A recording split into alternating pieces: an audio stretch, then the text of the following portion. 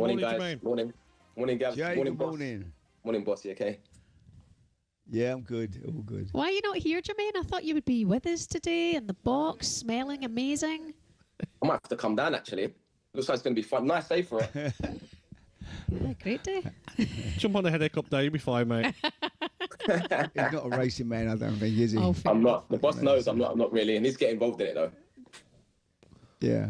Saying all the right He's things. well behaved. Didn't come on a Tuesday when he was in on the Wednesday. No. Yeah, we had he was that one, definitely there on a We're Tuesday. the lads here. All got the helicopter here, didn't they? Did they? Tottenham, yeah. Yeah.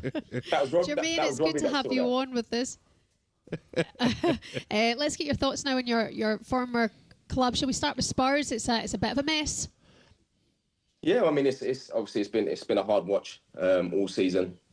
To be honest, I think especially the other night I watched the game and yeah, it was just I think the manager's come in and he's in, especially in that game he's decided to start a young goalkeeper in Kingsley, and I think I was surprised when he took him off. To be honest, I think when you have a young goalkeeper and you make that decision in such a game of that magnitude to start him, I think you've got to stay with him. I think what a young goalkeeper can gain from that sort of experience, even though it weren't going well when he made the two big mistakes. But I think you've got to stay with him. And the fact that the manager decided to take him off and not really acknowledge him when he come off, it's I just think that human side, I think you've got to manage that situation in the right way. It doesn't look good. I think try and get through half time and allow the senior players to get around him and help him in the second half. But to drag him off after the two mistakes, it was hard for me to see that, to be honest.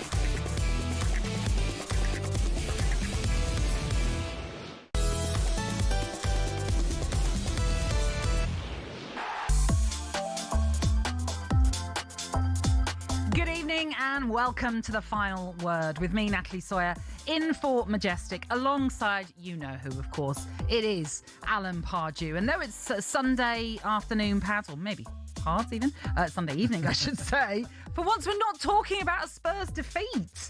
No. Quite incredible. We've just seen them battle back against Liverpool after yet another goalkeeping mistake, we have to say. They have picked up a precious point on Merseyside against a real lacklustre Arne Slot Liverpool side. 03717 223344. That is the number for Spurs fans to call us on this evening. For Liverpool fans to get involved as well, to give us your thoughts on your team's performance and on the rest of this season. Elsewhere, relegation threatened Leeds and Nottingham Forest both got held to 0-0 draws, which means just 3 points separate 15th and 18th spot. And Manchester United, well, they also strengthened their top 4 challenge with a win over Aston Villa. Remember, talkSPORT is now bigger than ever. We are on YouTube, we're on your smart TVs, so why not come and watch us in our fantastic studio? But now it is all about you. It's all about your views. This is a chance to have a chat with us this Sunday night. 03 717 2233 44. That's the number to have your say on the final word on talkSPORT. How are you, Pards? How you doing? I had a tricky week. Tricky week. Yeah. Do you want to disclose? Well, a molar out. I had a tank cut off my eye. So I've been in the wars a little bit. Yeah, I'm on the paracetamol. But you've been nursed better, I hope. Yeah. I'm sure. And obviously took in all the weekend's action, which has cheered me up a bit.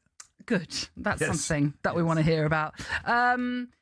Happy Mother's Day is also something we should throw out there right now. There's a lot of mothers having their lunches today with their little families all over London, which was lovely. Exactly. Yeah. I waited till about 11:30 when my son decided to get out of bed. Oh, bless him. To then present me with my little box of chocolates and my card, and it was very nice. So I had a lovely start to the day. Well, so yes, happy Mother's Day to all of you out there celebrating, but we're also thinking of those who perhaps aren't with their mothers, whose mothers have sadly passed on, or to those who would want to be mothers and haven't been able to do so. So we're thinking of you all this evening, and we're very lucky that you're joining us as well.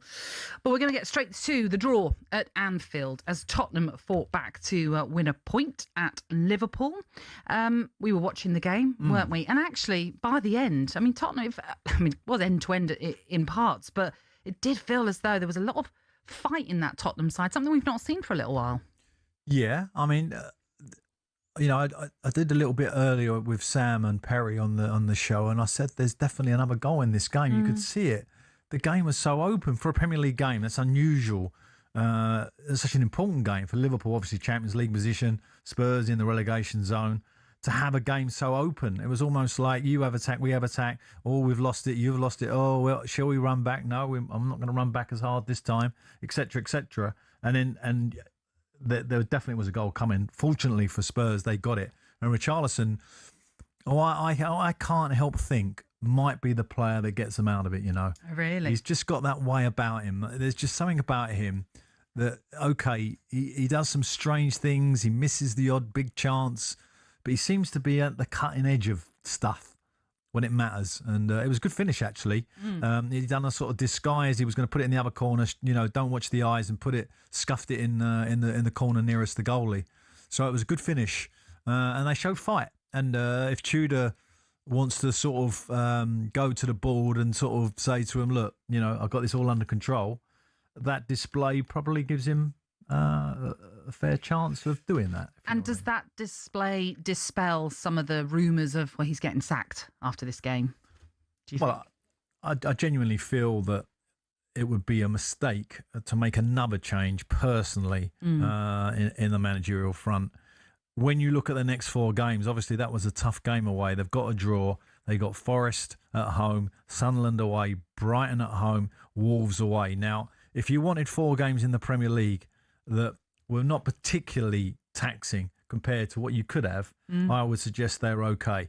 So they've got a great chance. I mean, if they're gonna stick with him, then obviously this is the period he has to do the business. In my opinion, the last 4 are not so easy. Aston Villa away, Leeds at home, Chelsea away, Everton at home. But I still don't see Tottenham going down personally. I think they've got too much in the.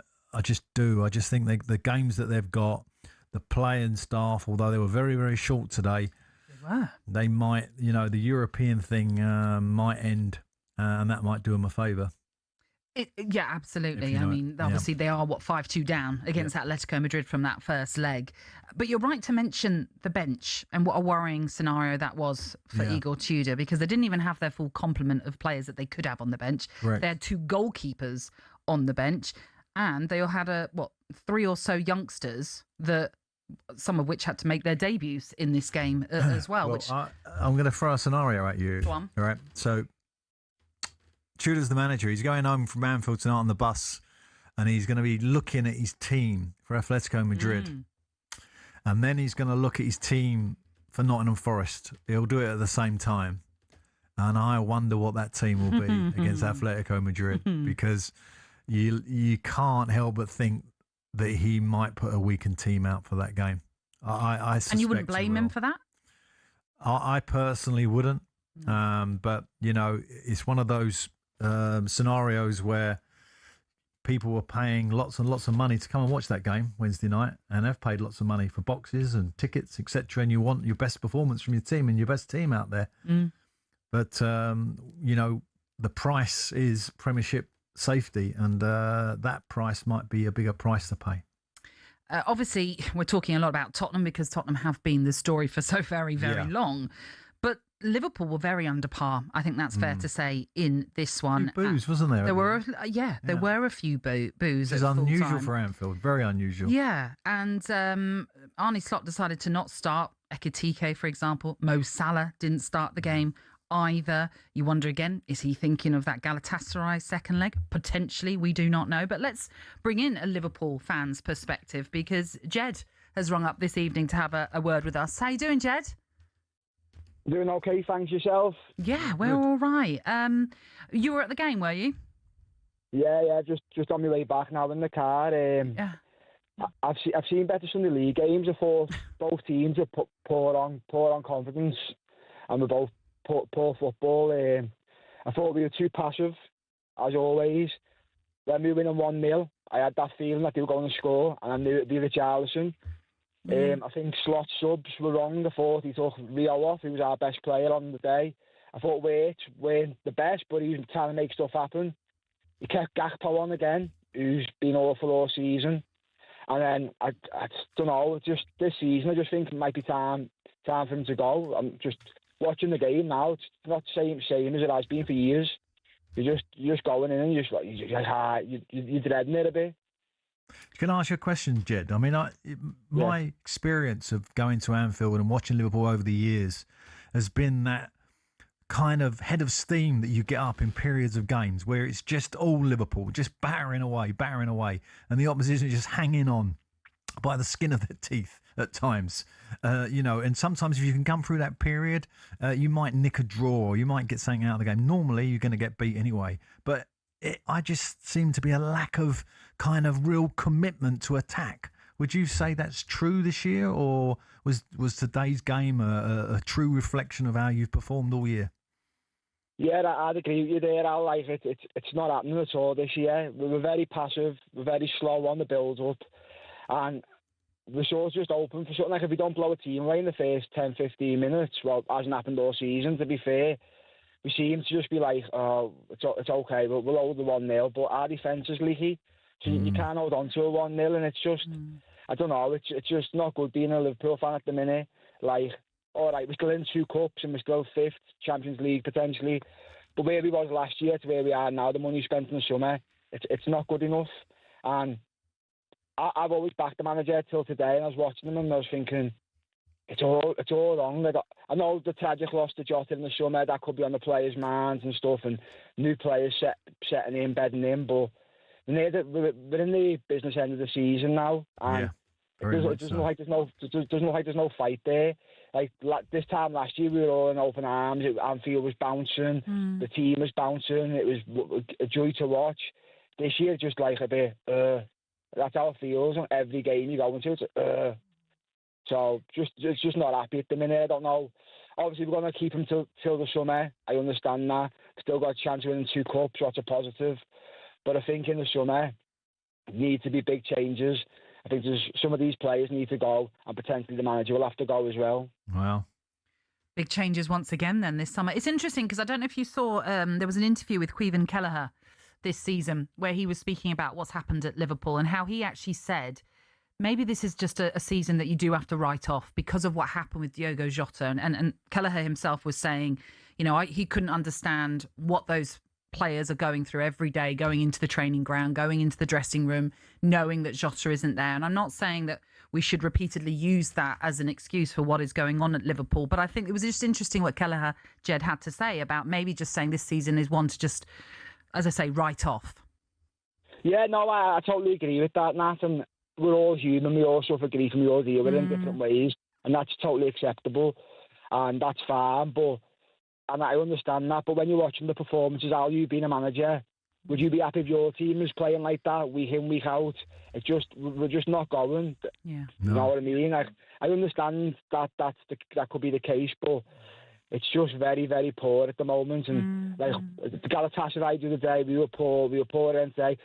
That's a Tottenham team who are poor, very poor, with loads of injuries. We should be turning them over at home. Our keeper made more saves than their keeper. It's a disgrace. I'll hit you with two stats which I think are really kind of damning for Liverpool's seasons. 9 defeats in the Premier League, and they've conceded 39 goals. I mean, Nottingham Forest have conceded 43 and they're fourth from bottom.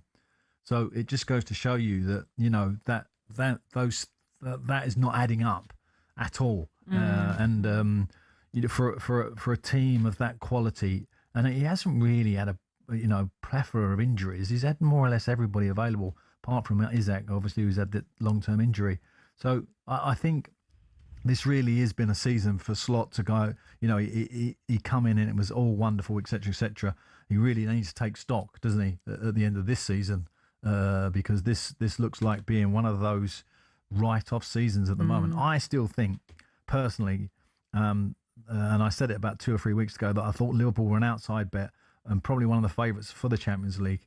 But the performance in midweek was poor. You know, I thought the individual players would get themselves up for the Champions League. Like, it was like a big target for them. And maybe today's performance was a reflection of that. Maybe we'll see hopefully the real Liverpool of last year start to emerge against Galatasaray in the week. Maybe they'll do what Tottenham did last season, focus very much on Europe as opposed to the league. Yeah, I think they have to. And can they click into gear? And sometimes teams can, like PSG, for example, clicked into gear at the end of the Champions League last year, and no one can get anywhere near them. I saw them the other night, by the way, and I thought they were terrific against Chelsea. They look like back to their best, and that's what I think Liverpool fans are hoping. Can we just get a performance where they high press, get after the opposition constantly, and give them a really tough night in the Champions League? Let's wait and see. Jed, thank you very much for your call. Really do appreciate that one. If you want to have your say like Jed, then you can call us 2103 717 223344. Yeah, I don't think we was expecting to have irate Liverpool fans. To be today. fair, though, most of the messages so far coming through as well are from Liverpool fans. I'll quickly read out Callum's, who says, Slot has to go. It is embarrassing. Since the PSG game last year, I could count on one hand the amount of good performances. I have zero hope, he says, for Wednesday. And to say we have a chance of 2 trophies is laughable. We have zero chance of any trophy if you watch us play. So Liverpool fans, do you agree with Callum and with Jed too, who, although understands how maybe a difficult season this has been with what's happened with Diogo Jota, that maybe there has to be a real rejig over the summer. Maybe Slot is one of those as well. Let us know. Get in touch. We'd love to hear from you, because this is all about you on The Final Word.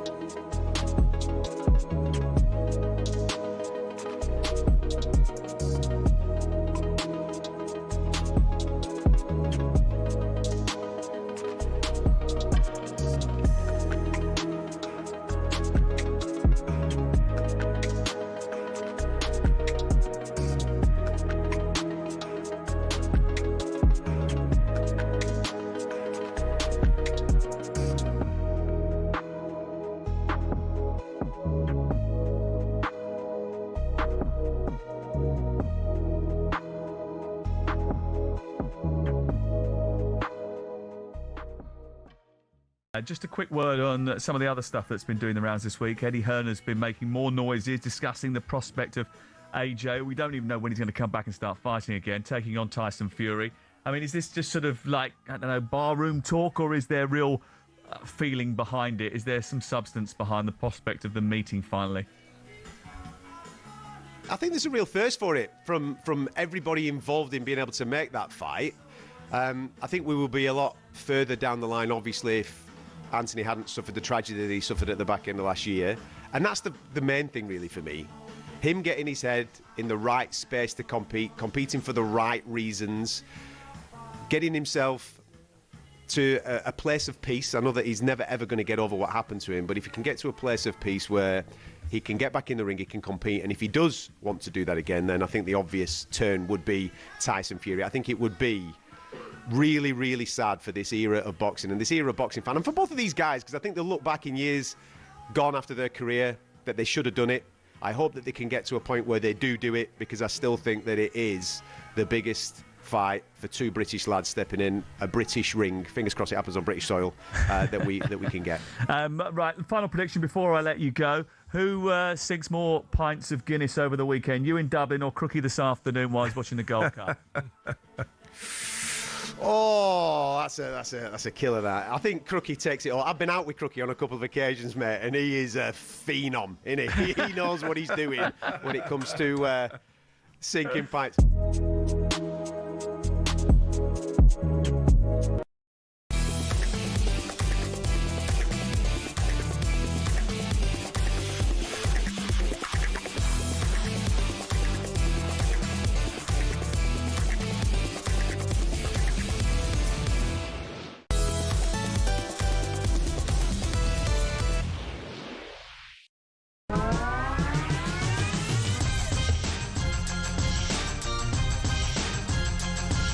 This is the final word. It's a real pleasure to have your company with us this Sunday evening. It's Alan Pardew and Natalie Sawyer taking you through until 9 o'clock. Madge, well, is hopefully going to be joining us. I think he'll be a bit in better spirits since the last time he joined I don't us. think he's in bad spirits, is he? Because he's in Barbados. I mean, we're all Is he here. in Barbados? I wasn't sure windy, where he cold was. day. Yeah, he's out there Okay, doing all one of right. his gigs. But Enjoying himself, yeah, no I'm doubt. sure he would have enjoyed the footage that come through, particularly at the end. I think he would. Yeah, the fight back is certainly something he would have enjoyed. I have no doubt about that. But you know, he's a sort of Tudor out. He was a Tudor out guy last week, and I'm wondering whether the result actually has sort of gone against that feeling. Yes. If it makes sense. Yeah.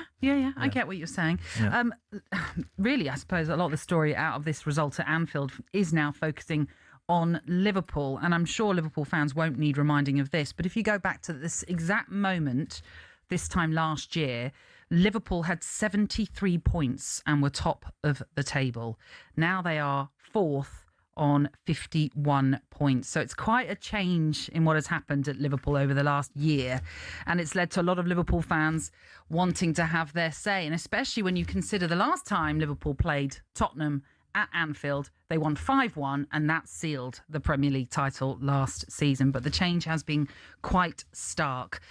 What they spent, 240 million? Was it? Yeah, well, if you think back to the summer, everyone was saying, crikey, this is the beginning of a dynasty for Liverpool with what had happened over the summer transfer activity anyway. Yeah, as I mentioned, a lot of Liverpool fans are getting in touch this evening. Should we turn to Damien, the Liverpool fan? How are you doing, Damien? Yeah, hi, good evening to you. How are you? Yeah, we're all right. How are you? Yeah, not bad. Very confused and not quite sure what to make of the last few weeks' worth of performances from the team. They don't seem to, they don't seem fit, to be brutally honest with you. There seems to be no energy there. The team seems to pick themselves these days, and no one seems to be fighting for the jersey. After 62 minutes, we take our best player off, and every idea seems to go out the window. We're, as I say, it seems to be very slow. There seems to be a massive imbalance in the squad. The amount of money that they spent, the amount of players they got rid of, as I say, it just doesn't seem, there's something not clicking there. Okay, Jota's a big thing, but, how many years is that going to be a problem for? I mean, it's, at the end of the day, you still have to fight for your jersey. You have to fight for your place. Are they playing for the manager anymore? It makes you wonder. Yeah, I wanted to ask you a question because Wirtz did a couple of things towards the end of the game where I noticed the fans were sort of sighing. Where do you sit with him, Damien? Where is he? Where has he been as a Liverpool player this year? This year, not good enough. Nowhere near good enough. I mean, as I say, they come into a big club. You appreciate that. It takes time to adjust. But Liverpool teams of old have brought those sort of players in and then sort of introduce them to the first team on a slow basis. We threw in 6 starters at the beginning of the season. I'm not sure Frimpong is the signing that everyone seems to think he's going to be. We can't seem to find a right back in the club, so we placed a Bosley there, one of our best players all season. Surely there's an 18-year-old kid somewhere that can play right back for Liverpool. Do you know what I mean? It does seem strange to sacrifice him, doesn't it? I mean, your best player. I don't think anyone would doubt that this year. To play at right back, it does seem strange. I mean, it said on, the stats said we had 17 shots, and 4 on target. Well, I don't remember the 17, and I only remember 1 on target, and that only went in because their keeper's not the greatest. Other than that, I mean, it just doesn't seem, you go back to the Klopp era, and okay, you can't go back, you have to go forward. But, we played with pace, we played with energy. Teams were scared to play us. Yeah. You know what I mean? They didn't know which side of the pitch we were going to attack them from. They didn't know where the threat was going to come from. We had threats all over the park. Diaz going is a big mistake. I think Núñez, obviously, bless him, but even he had something about him. I mean, okay, couldn't hit a cow's ass with a banjo, but at the end of the day, he's still scared the living daylights out of people running at pace at them. Ekitike seems to have got confidence now that he's the starter. Do you know what I mean? Isak obviously isn't fit. You look at some of the opportunities he had today, moving forward once he came on. And again, he's just got that, it just seems to have that confidence or arrogance about him now that he's the first choice. And, he doesn't have to put the effort in that he was putting in earlier in the season. Damien, can I ask you also about Anfield itself? Because that obviously was always a fortress. You've only won 8 of your games there this season. So has that changed? Have you noticed a notable change in the atmosphere too? I don't know. I think the crowd will always get behind the team, but the team have got to give them something to get behind. Absolutely. At the moment, there's more doom. We're more worried about taking the lead than we are about. You know what I mean? Closing out games. I mean, the longer the second half went on, we either tried to walk the ball into the back of the net, or as I say, backwards, sideways. No cutting edge, no players running in behind defenders. The Spurs defence, which has been shocking all season, had probably one of its easiest games of the year against us. Because everything was in front of them. There was nothing going down the channels. Once the kid went off, once Ngamao went off, that was it. It was as an attacking threat. It was like Slot had given up. We were going to close the game out 1-0, 1-0 to the Arsenal or whatever. We aren't good enough to do that at the moment. We don't have the defence. We've conceded 39 odd goals or whatever this season, which is I think that's one of your big issues is that the team don't look set. They don't look confident to go forward and really get full tilt because they keep conceding. You're sort of protecting yourself a little bit. I think there might be a bit of that in their psyche. Just going on to the fitness, I do know one thing about Arne Slot in that he's very big on physical conditioning. Right. So they do a lot of kind of physical work prior to training. There's a lot of regimes that he has in place. So I would be pretty confident to say that they definitely are fit enough. So I would say it's more of a mental issue, more of a team issue than a physical issue. Okay. All right. Damien, thank you very much for your call. It's very much appreciated. And we are hopeful of getting more of you on. That includes Tottenham fans as well, because are you maybe seeing a light at the end of the tunnel, perhaps, after that performance, especially in that second half? There's a worrying stat I just see come up from one of our team. Vicario's conceded 11 goals from outside the box. Right, obviously the goal today, he got his feet in a twizzle and didn't sort them out, so he didn't get across the goal quick enough to save it. And the nearest goalkeeper to him has conceded 7. I mean, that's quite a jump. That is a jump. That is a little bit. But that, in a way, doesn't surprise me because I'm not sure many Tottenham fans are confident with Vicario. at this present moment either. So doesn't surprise me. But Tottenham fans, maybe you want to set the record straight. Like I say, after that performance, are you a little bit more optimistic with life under Igor Tudor for the rest of this season? Maybe that second leg against Atletico Madrid is beyond you, but perhaps thinking beyond that and the Forest game to come next Sunday and beyond, that you might actually get yourself well away. I say well away, but you'll pull yourself away from the bottom three. Do let us know. We would love to hear from you this evening. 03717 223344. That's the number you can call us on to have a chat with us. Madge is going to be joining us shortly to give us his view on his beloved Spurs.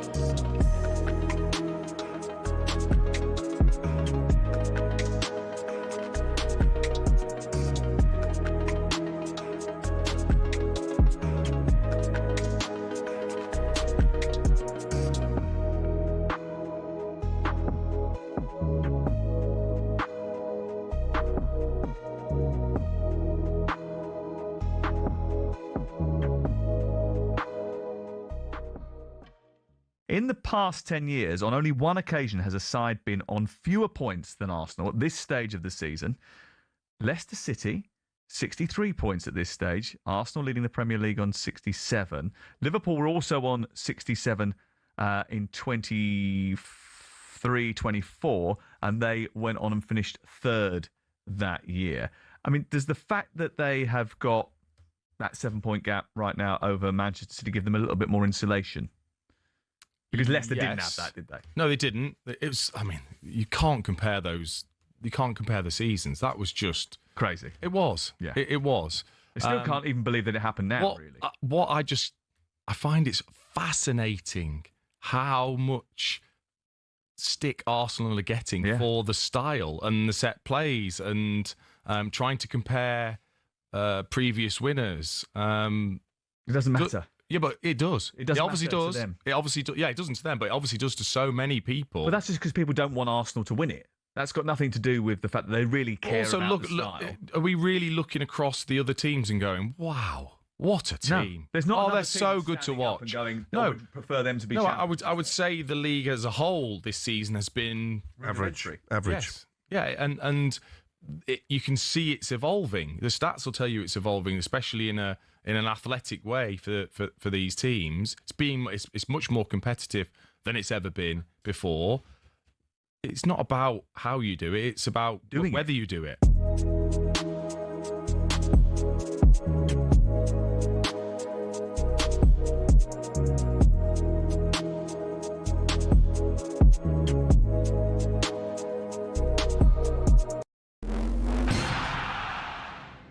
The Six Nations, where giants do battle and legends are made.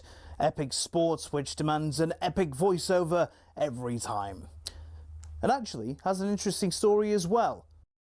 It all started back in 1871 when Scotland beat England in the very first international rugby match.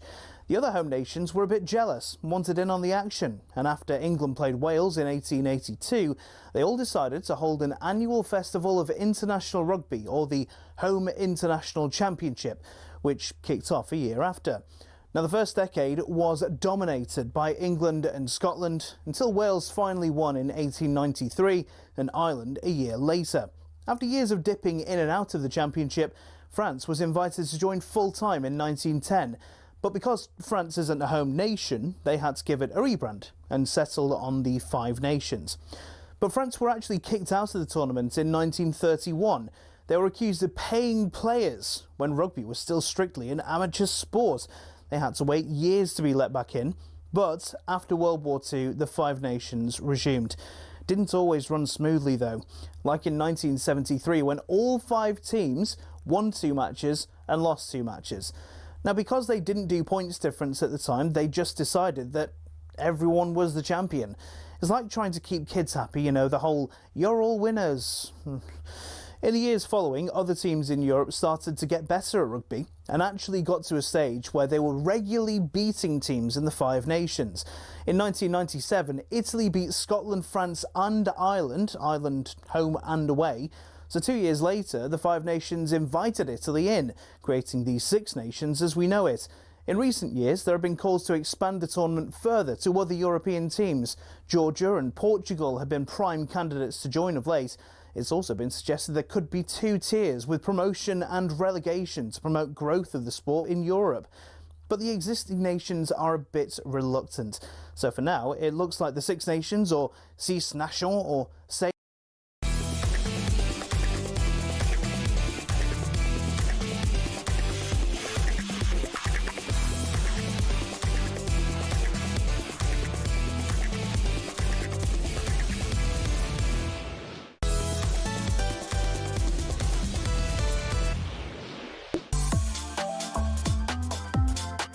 Good evening, welcome along to the final words. I'm Natalie Sawyer, in for Majestic, who's going to be joining us shortly. And of course, it is the former Crystal Palace manager, Alan Pardew, who is alongside me. And yes, Eagles fans will be talking about your game with Leeds very, very soon. Weren't able to capitalise on the extra man advantage in that game at Selhurst Park. But it has been another fascinating day in the Premier League. Draws the order of the day in the main, with all three relegation-threatened sides picking up a point. But it was the Spurs' superb fight back against Liverpool that led to the away fans being delighted and the Anfield faithful taking aim at yet another poor performance by the defending champions. Whilst Manchester United took another big leap towards a Champions League spot by beating Aston Villa 3-1. And Villa's form in 2026 is questionable, it has to be said. If you want to talk about any of those games, you can pick up the phone and have a say with us this evening. It's the chance for you to have a chat with us. This show is all about you. It's 03717 223344. That's the number to call us on to have your say on the final word phone in on talkSPORT. So we have been chatting plenty already about Liverpool, because Liverpool fans in the main have been ringing up not happy with how their season is seemingly, coming to an end. I actually read the table wrong earlier on. I was corrected, so thank you very much, because there was no name on it. But originally I gave Liverpool a couple of extra points, but in fact that is not the case. They are fifth in the table on 49 points. But Tottenham have picked up another point, which moves them now a point clear of the bottom three. So I wonder how Madge is feeling right now. How are you, Madge? How are we, guys? You all right? We're all right. Come on. I was looking forward to seeing like a beach or something, but no. I was going to, but I didn't want to rub it in. But and also it doesn't work with the cameras. That's true. That is true. You're very good to think of that. Were you able to watch the game? No, I was getting updates from my WhatsApp groups, and I was flying from the Canoan Islands to Grenada. So I was getting my updates from everyone, and I was getting people to send me in videos of the goals and stuff. Well, yeah, the free kick, which of course was Vicario's fault. And then Richie La, who loves scoring against Liverpool, doesn't he? Does, doesn't he? So from what your mates were saying then, and from what you have seen, are you encouraged by that performance? Listen, if my dad says it was a decent performance, wow, it must have been all right, because he's definitely one that skates.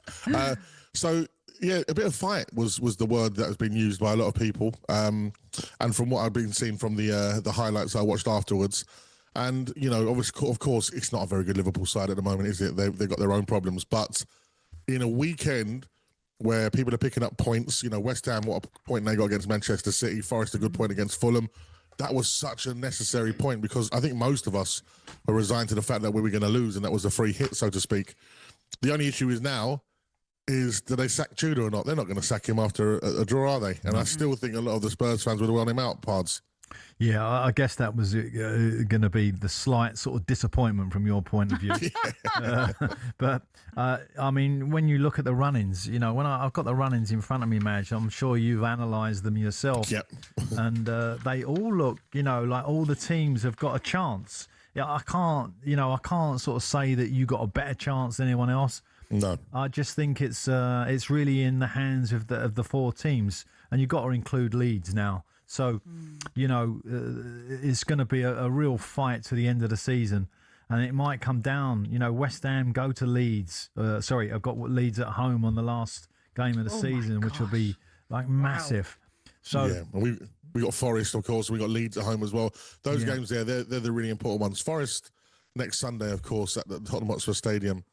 It's going to make life even more fun for me there, trying to get from Tottenham to the show. It's going to be a massive game. It's going to need a real energy in that stadium from the Spurs fans. And last week, Pards, I was imploring everyone, wasn't I, to get behind the team. That's exactly because they're going right. to need that 12th man. And I think seeing a bit of fight from the team, and Richarlison comes under a lot of criticism from Spurs fans, including myself, about sometimes his end products. But one thing he does fight, and he is someone you want in your team when you're in a bit of a battle. He's one of the people that we all know and go, you know what, I think Richarlison's up for a bit of a fight. So that would give him a lot of confidence. Pards, what will it do to that dressing room coming in at Anfield, which we notoriously never get anything from, a difficult place to go, regardless of what Liverpool you're playing in front of you? What will that do to that dressing room today, them getting a point together? Yeah, well, you hit the nail on the head there, Madge. It's a massive boost. I know it's only a draw, but as you say, to actually go 1-0 down there is very, very difficult to get anything out of the game. So that will be alive. You'd like to think that's going to put some confidence in the group. And one thing you wasn't party to, Madge, was when we was watching the game and we was discussing about Richarlison. He just seems to have in him that magic now and again, doesn't he, to come up with something.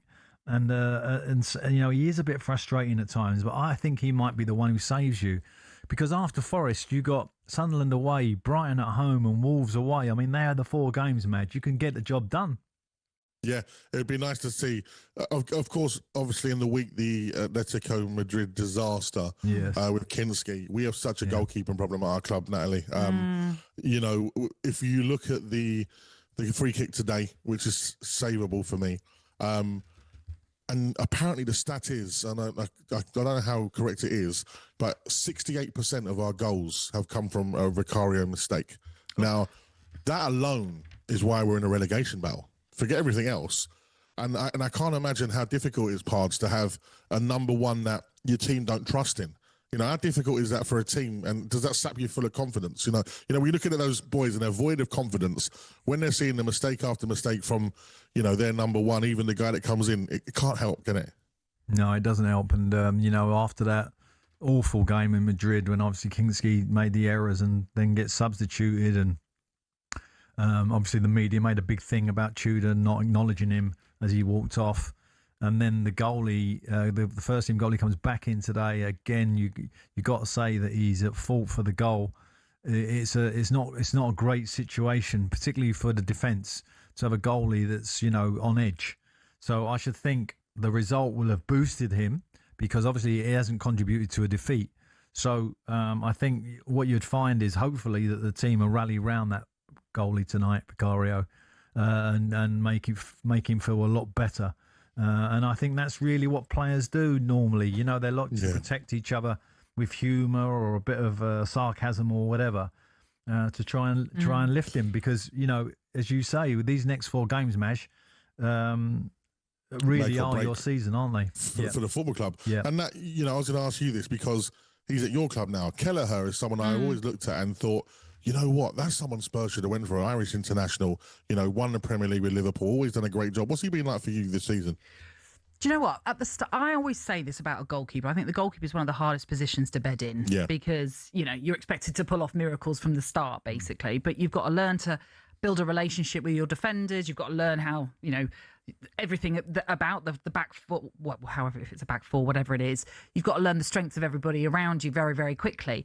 So at the start, I wasn't wholly convinced by Kelleher, and I didn't think he commanded his box as well as I wanted him to. But fast forward to now, I think there's still a few times you think, oh, could he have done better? But I think in the main, listen, I'd have him over Vicario, of course I would. So I'm very, very happy with Kelleher. And I think he's just getting better and better, playing regularly as he is now for us. So, yeah. And, an absolute snip, because I think we signed him for initially about 12.5 million. So, yeah, it wasn't much. Exactly. So how other teams weren't even looking at him or didn't even think to come in for the similar offer that we came in for is actually laughable, isn't it?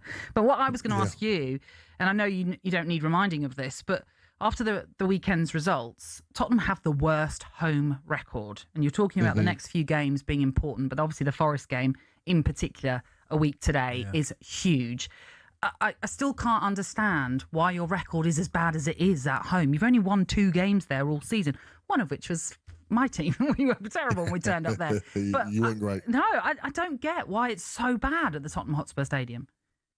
Well, a few things need investigating. The amount of injuries we've had, why we're so bad at home, is there a link? You know, is it something to do with the pitch? I know it sounds ludicrous, but, you know, with so much state-of-the-art equipment with under soil heating and moving pitches and all this, you know, I've actually played on that pitch before for like a media day, and, you know, even taking a corner there is quite difficult because it's on that slant and you've got to run in, and even that's quite difficult. I know it just sounds like a ridiculous excuse, but I don't know, with Spurs at home, it can get very toxic very quickly, and, you know, with the home fans, because we've seen so many defeats, you become used to losing. And I wonder if that's the thing, Pards, is like you get used to losing the same way Arsenal got used to winning, which I hate to say. And wow, what a weekend for Max Downing. Unbelievable. I know you're going to be talking on the show about youngsters, sure. But you know, it's the polar opposite with Spurs. Once we go behind, well, that's done, isn't it? You know, I think we need to find that. And I think what's really big about this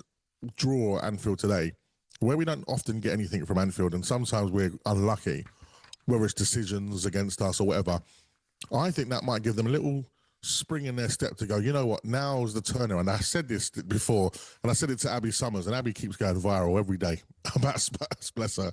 And I was like, look, the rut has to end somewhere. When you're in a bad form of anything, whether you're playing golf or you're gambling at the table with cards or whatever, you know, the bad streak ends, and it has to be a turnaround. She's like, well, it's going to end in the Championship. I think today might be that turning point. I think today might be the turning point to give the confidence. You're at home against Forest. They're also under a lot of pressure. What's going to be interesting about Forest is how do they approach that game, Pards?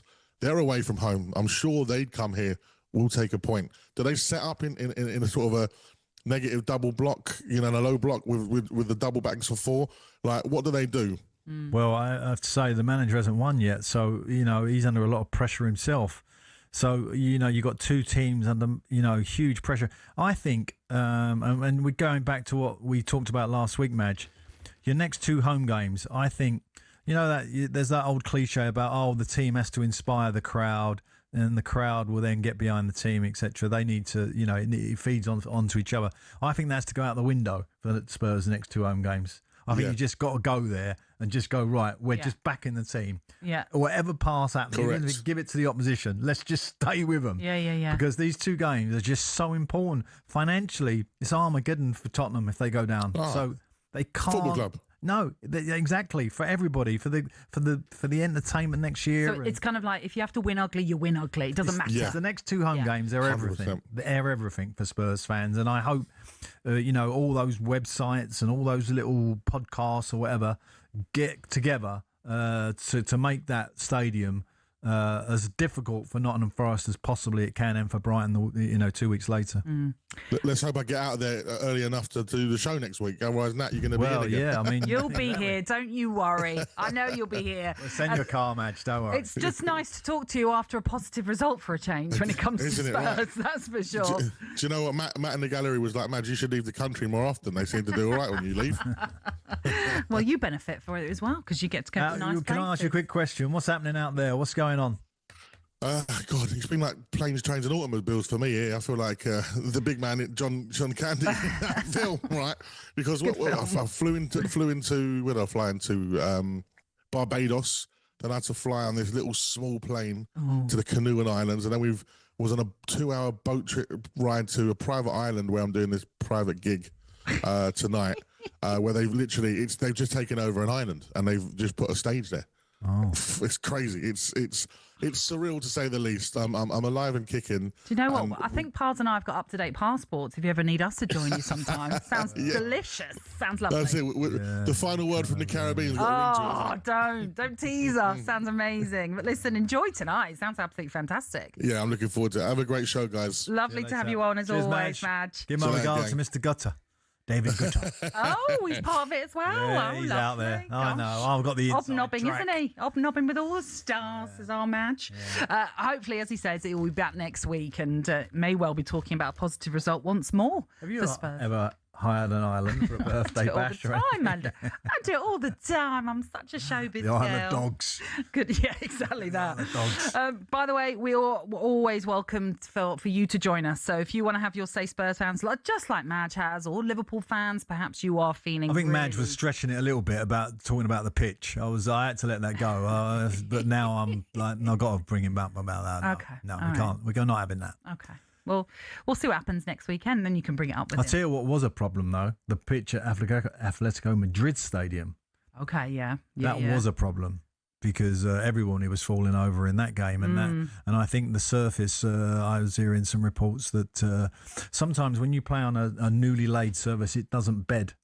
And oh, okay, yes, I and get it you. kind of it's like a moving kind of Yeah, feast. yeah. You can't get any grip on it, and that's what happened on that day. But I don't think that's the same at Spurs Stadium. Putting him right. Right, as I say, get in touch. We'd love to hear from you. 03717 223344. Join us on The Final Word.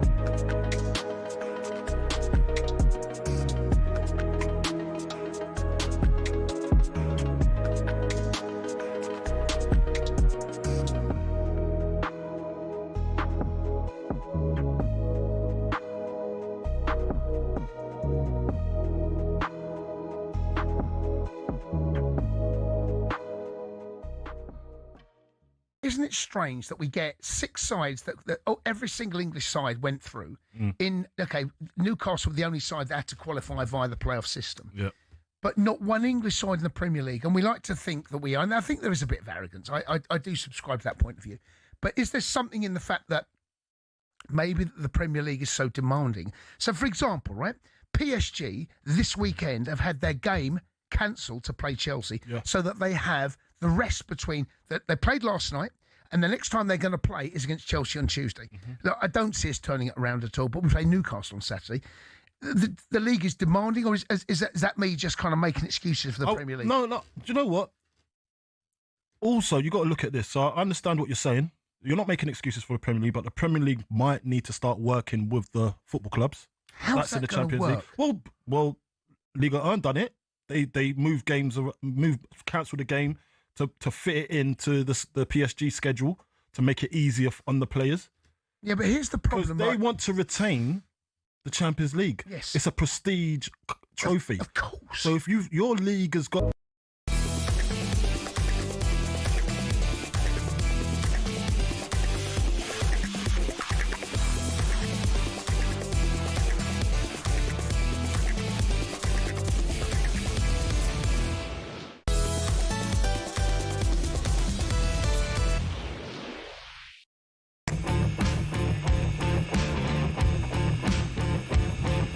Welcome along to The Final Word this Sunday evening, and you're in the company of Alan Pardew and Natalie Sawyer. We're taking through until 9, and this show really is all about you. It's about your chance to vent, maybe praise your team's performance over this weekend, in particular this very afternoon and evening, where a number of the relegation candidates, if you like, were in action, talking Nottingham Forest, Tottenham and Leeds, but all three picking up vital points today. Not a vital win.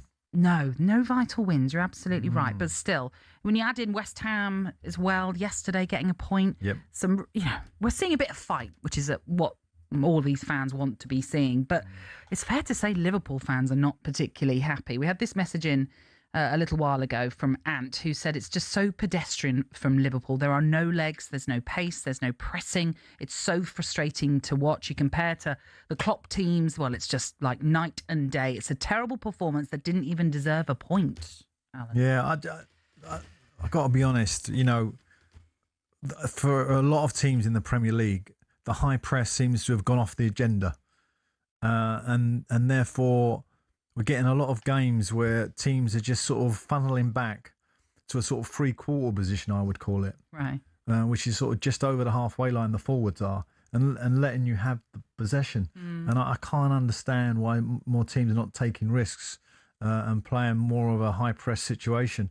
And actually, in the Champions League this week, the Premier League teams come unstuck a little bit because of the high press from the opposition. So, you know, if you're brave enough, you might get your reward. So interesting when you say that, because of the 9 teams in Europe, in England this week, only Aston Villa won, which is quite startling, really. Yeah, when we cruise through the group stages, and you know, but when it gets down to nitty gritty and the stadiums are full in Europe, the big clubs come alive, you know, and obviously clubs like Real Madrid just seem to have a magic kind of moment.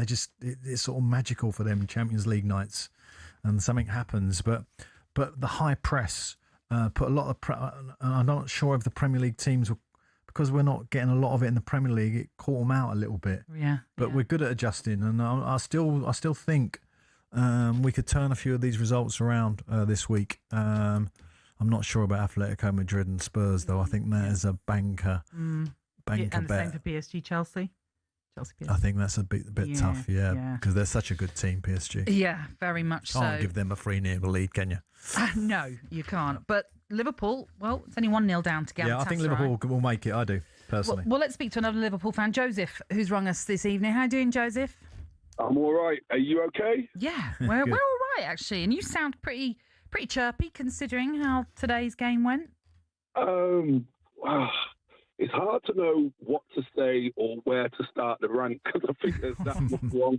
The floor is yours, Joseph. The floor is yours. Okay, so the last match that I went to watch was at home to West Ham. We won 5-2, and you'd think that we hammered them. We didn't. We scored 5. We didn't look like we were going to score 5, and the stadium's the quietest I've ever seen it, ever heard it.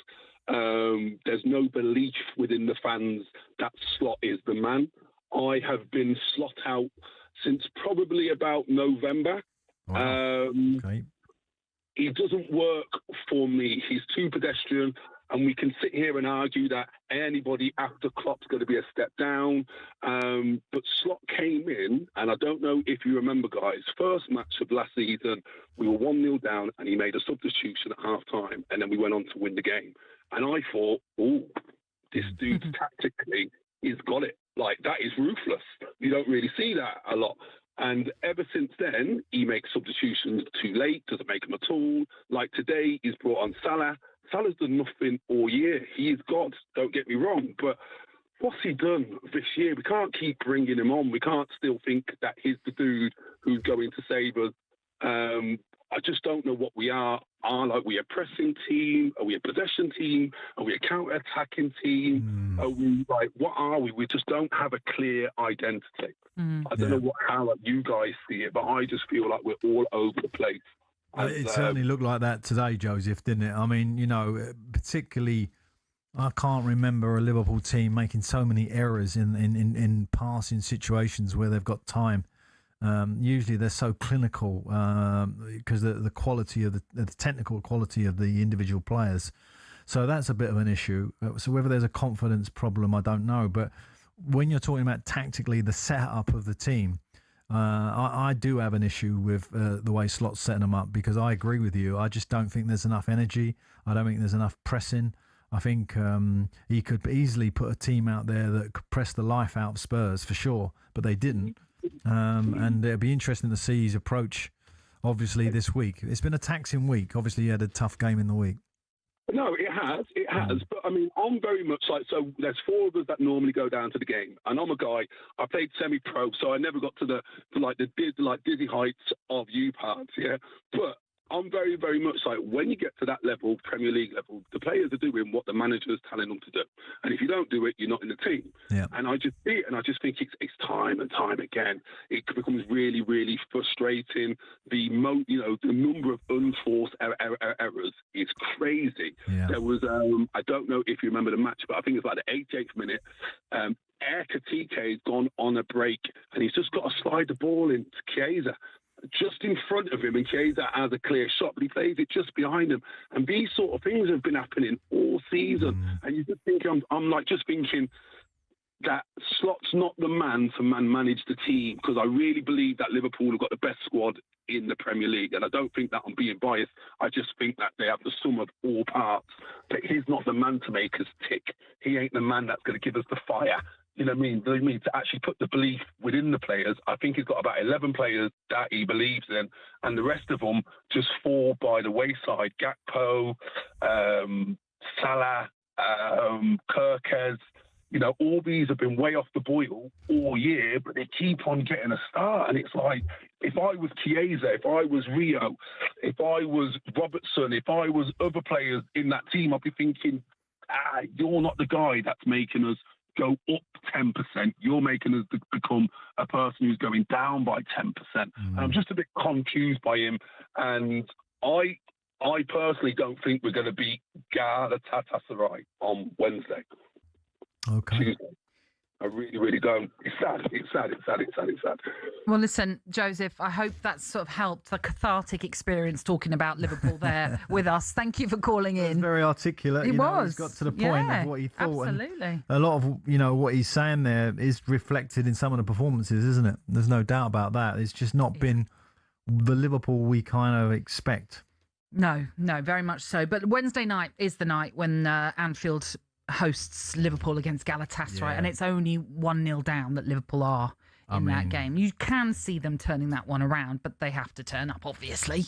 They're a good team, Galatasaray. Yeah, They're absolutely. a very well-managed team. It will be difficult, but, the history of that Champions League and Liverpool, they seem to get the job done. Yes. So you would like to think they'll do it. Let's hope so. Keep them coming in, your calls, your messages. We would love to hear from you this evening. You can join us on the final word by giving us a call on 03717 223344. That's also the WhatsApp number. And you can also text us to 81089.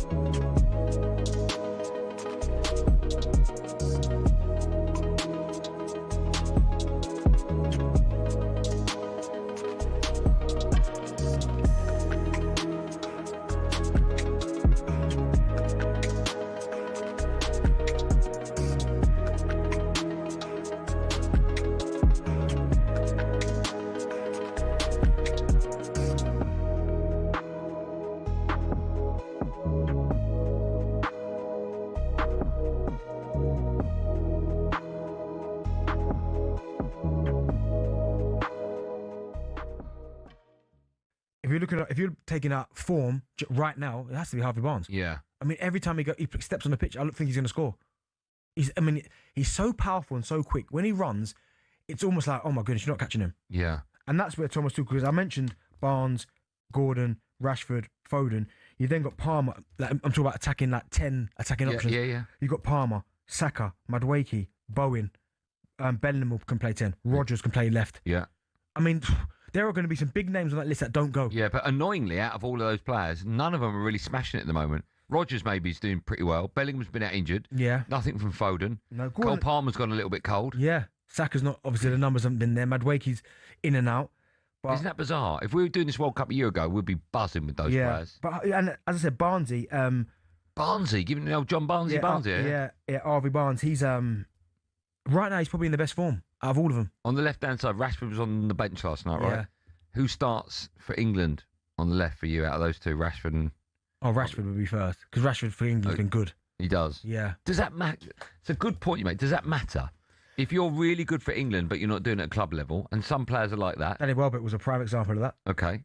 Does your league form matter too much when the manager knows when you put the English shirt on, you perform? Yeah, I think for certain players, I think it does matter. Because, again, a prime example was the last Euros, not the one in Germany, the one before that, sorry. Yeah.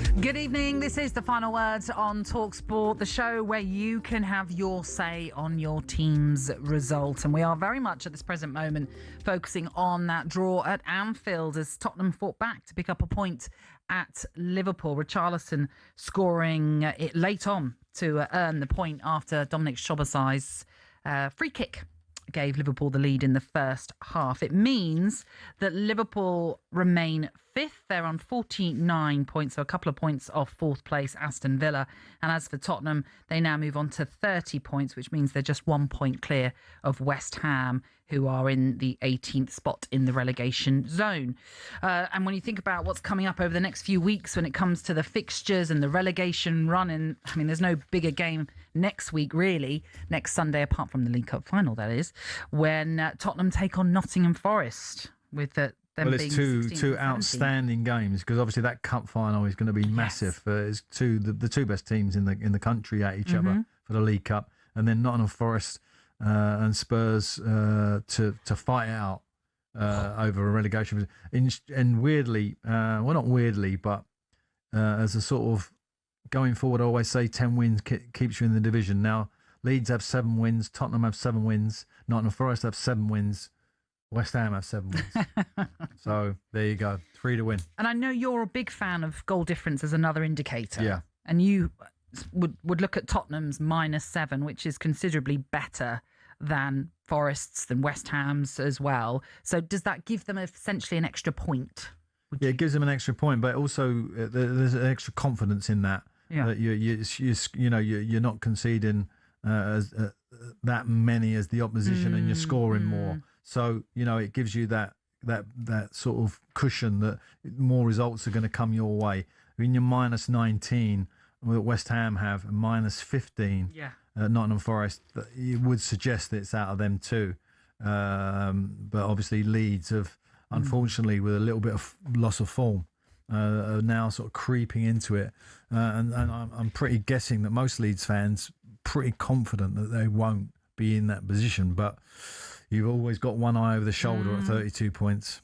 Yeah, certainly so. And what is it? 1 win in their last 6 Premier League games for Leeds. In fact, that's in the FA Cup, that win. So that's not even in their last 6. So it's 5 games in the Premier League, I should say. Yeah. Had the chance to score a penalty in that game at Crystal Palace. Dominic Calvert-Lewin, though, dragged it wide.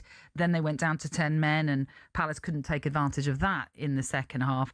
We will hopefully review some of the other games a little bit later on, but I'm sure you're not surprised that our focus is very much on that game at Anfield. We've spoken a lot about Liverpool already. Let's bring a Tottenham fan into the conversation. Darren, good evening. How are you?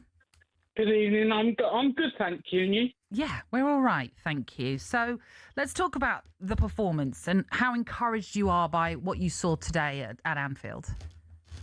Well, I was encouraged, but remember, we've done this against City as well. And my problem with Spurs is we may do this against Liverpool, but next week against Forest, I hope this is a change, but I'm a sceptic because we've done this before. We have a history of doing this at the moment. Yeah, I mean, your home form is the worry, Darren, isn't it? I mean, I don't know. It's hard to tell sometimes. Confidence is a strange thing to gauge, even by a learned eye, but the pressure that they're under to kind of return that home form back to where it should be is a problem. I think some of it's down to the fans. Yeah. Because when you have fans at a home game, more bothered about losing so Arsenal don't win something, that is a wrong way to think as a fan. And you even heard Rory Jennings saying he hopes he relegates Tottenham. It's the way fans are going nowadays, they're more bothered about other clubs. And I just don't understand it. You should support your club regardless of what it affects other clubs. You support your club through thick and thin. And I don't feel that fans do that. Fans nowadays are seem to be more bothered about other clubs. Yeah, I hear what you're saying. But let's just base it on what you've seen today. Hopefully, do you not think the fans might be a little bit more G'd up because they saw a fight in that Tottenham team that had been lacking, perhaps? But I think you get the better fans at the away game. Because I normally go to the away games as well, go home and away. But I think we have a real problem with atmosphere at Spurs. And we need to support our players through thick and thin. And if we can get the atmosphere where it's hostile to the other team, we have a chance. Absolutely. And I think the goalkeeper has got to improve. Because everyone blamed Kinski, but that poor kid shouldn't have been in that situation. And Vicario is just not good enough. I mean, the trouble, the thing I worry about Vicario more so than, as you say, that stat about 11 goals from outside the box was what I wasn't quite expecting that, to be honest. Is crossing, set plays. He looks vulnerable. Yeah, he doesn't look strong enough. He doesn't command the position, and it makes centre halves nervous. It always has done. In every team that I've ever managed, if the goalie isn't dominant on crosses, then the centre halves become kind of like. They get nervous because they're not sure if he's coming. Is he? Have I got to deal with it? So that is something they need to correct before next week. And that when you go back to the home fans, when you think about it, it's not just this year. I mean, all last year under Ange, that home form was so disappointing. And I think Spurs fans now kind of. I don't know, their build up to that game is like, we'll have a pint, we'll have something to eat on the way and, we'll probably get beat. There's kind of a feeling of negativity before they even arrive there. So that definitely needs to change for the next two home games. Do you know what I think? Darren, thank you very much for your call. Really appreciate that. I go back to West Ham. I use West Ham as the example in this because when I was doing the West Ham Forest game, which was a few months ago now, it felt as though the fans were just apathetic. They were kind of resigned to this is a terrible season. We're probably going to go down. Yeah. But you fast forward to now. I was at the West Ham Brentford game in the Cup, and I know it's not the Premier League, but it was the Cup. It was different. You could feel there was a bit more energy about the fans and a feeling, obviously, that's generated from what they're now seeing from their team, which is that Nuno is clearly building a team at West Ham now over the last few months. Yeah. And what I'm saying is, obviously not building in terms of bringing in personnel, but he's just brought the unity within that team. I would say this about the difference of even Spurs today. I still struggle in my mind to think of a player who was great today for Spurs. They was okay. They showed fight. Yeah. When I look at West Ham, what Nuno seems to have done is inspired certain individuals to raise their game, and that is the art of management. Yeah. What you are there for is to get the best you possibly can out of the individual players. Like Summerfield's playing out of his skin. Like Bowen's playing well. The centre half was terrific at the weekend. So, that he's getting big performances, and I think when I look at Tudor, that's what he needs to get against Nottingham Forest. He needs to have 2 or 3 players who are 8, 9 out of 10. Yeah. And I haven't really seen that in those games that he's managed just yet. Well, let's hear from both managers then at Anfield, shall we? Before we hear from the Liverpool boss, Arne Slot, on the boos from some of the fans at full-time, Igor Tudor has been speaking to talkSPORT's Ian Danter about how confident his side are for their upcoming games. Of course, with the result, everything is easier. As I said before, we need to see first who will play, because how many players we have, how we get out from the game of today. So we need to. There's also a Sunday game, so for confidence for sure. I think and expect it was aimed towards the team, which I can completely understand, because I think if you don't feel the frustration after dropping points at home against Tottenham, who are in such a poor run of form. If you are not frustrated, if it's for so many times this season the team doesn't perform at the levels you are used to, for so many times this season that we are conceding a late goal, so many times this season at home that we drop points, I think it's completely normal that at a certain moment they are frustrated. And it's not only them that are frustrated, it's the players and me as well.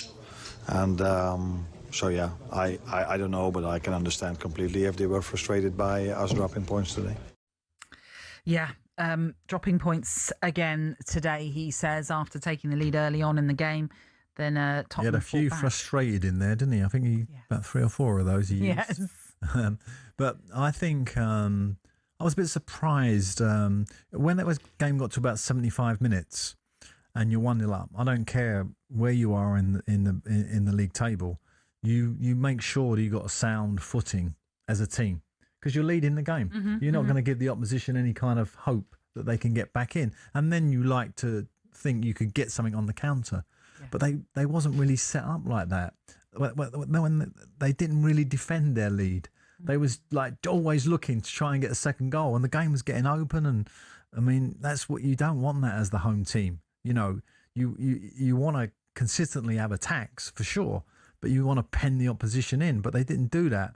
And when Tottenham had the ball, they was loose. There was areas that Spurs could exploit. It was a strange setup, I thought. And I don't know whether when he's using that word frustrated is because they're frustrated they're not winning 2-0 against Spurs or 3-0 against Spurs. We should be winning 2-0. We should be winning 3-0. Whether that crept in. Does that make sense? Yeah, completely. Yeah, I mean, I know it's something that's been raised before, but when you're playing Dominic Szoboszlai as a right wing back, that doesn't help either, because that's not getting this best out of him. And then actually the goal comes about from a place where Richarlison is kind of in acres of space, because the right back isn't there, because obviously the game had got stretched at that point. Correct. And that's the issue you have, because Szoboszlai's obviously his instinct isn't necessarily to defend; it's to go forward. A natural fullback who's played there, you know, through the academy and through his young professional career, to know all the little traits that you need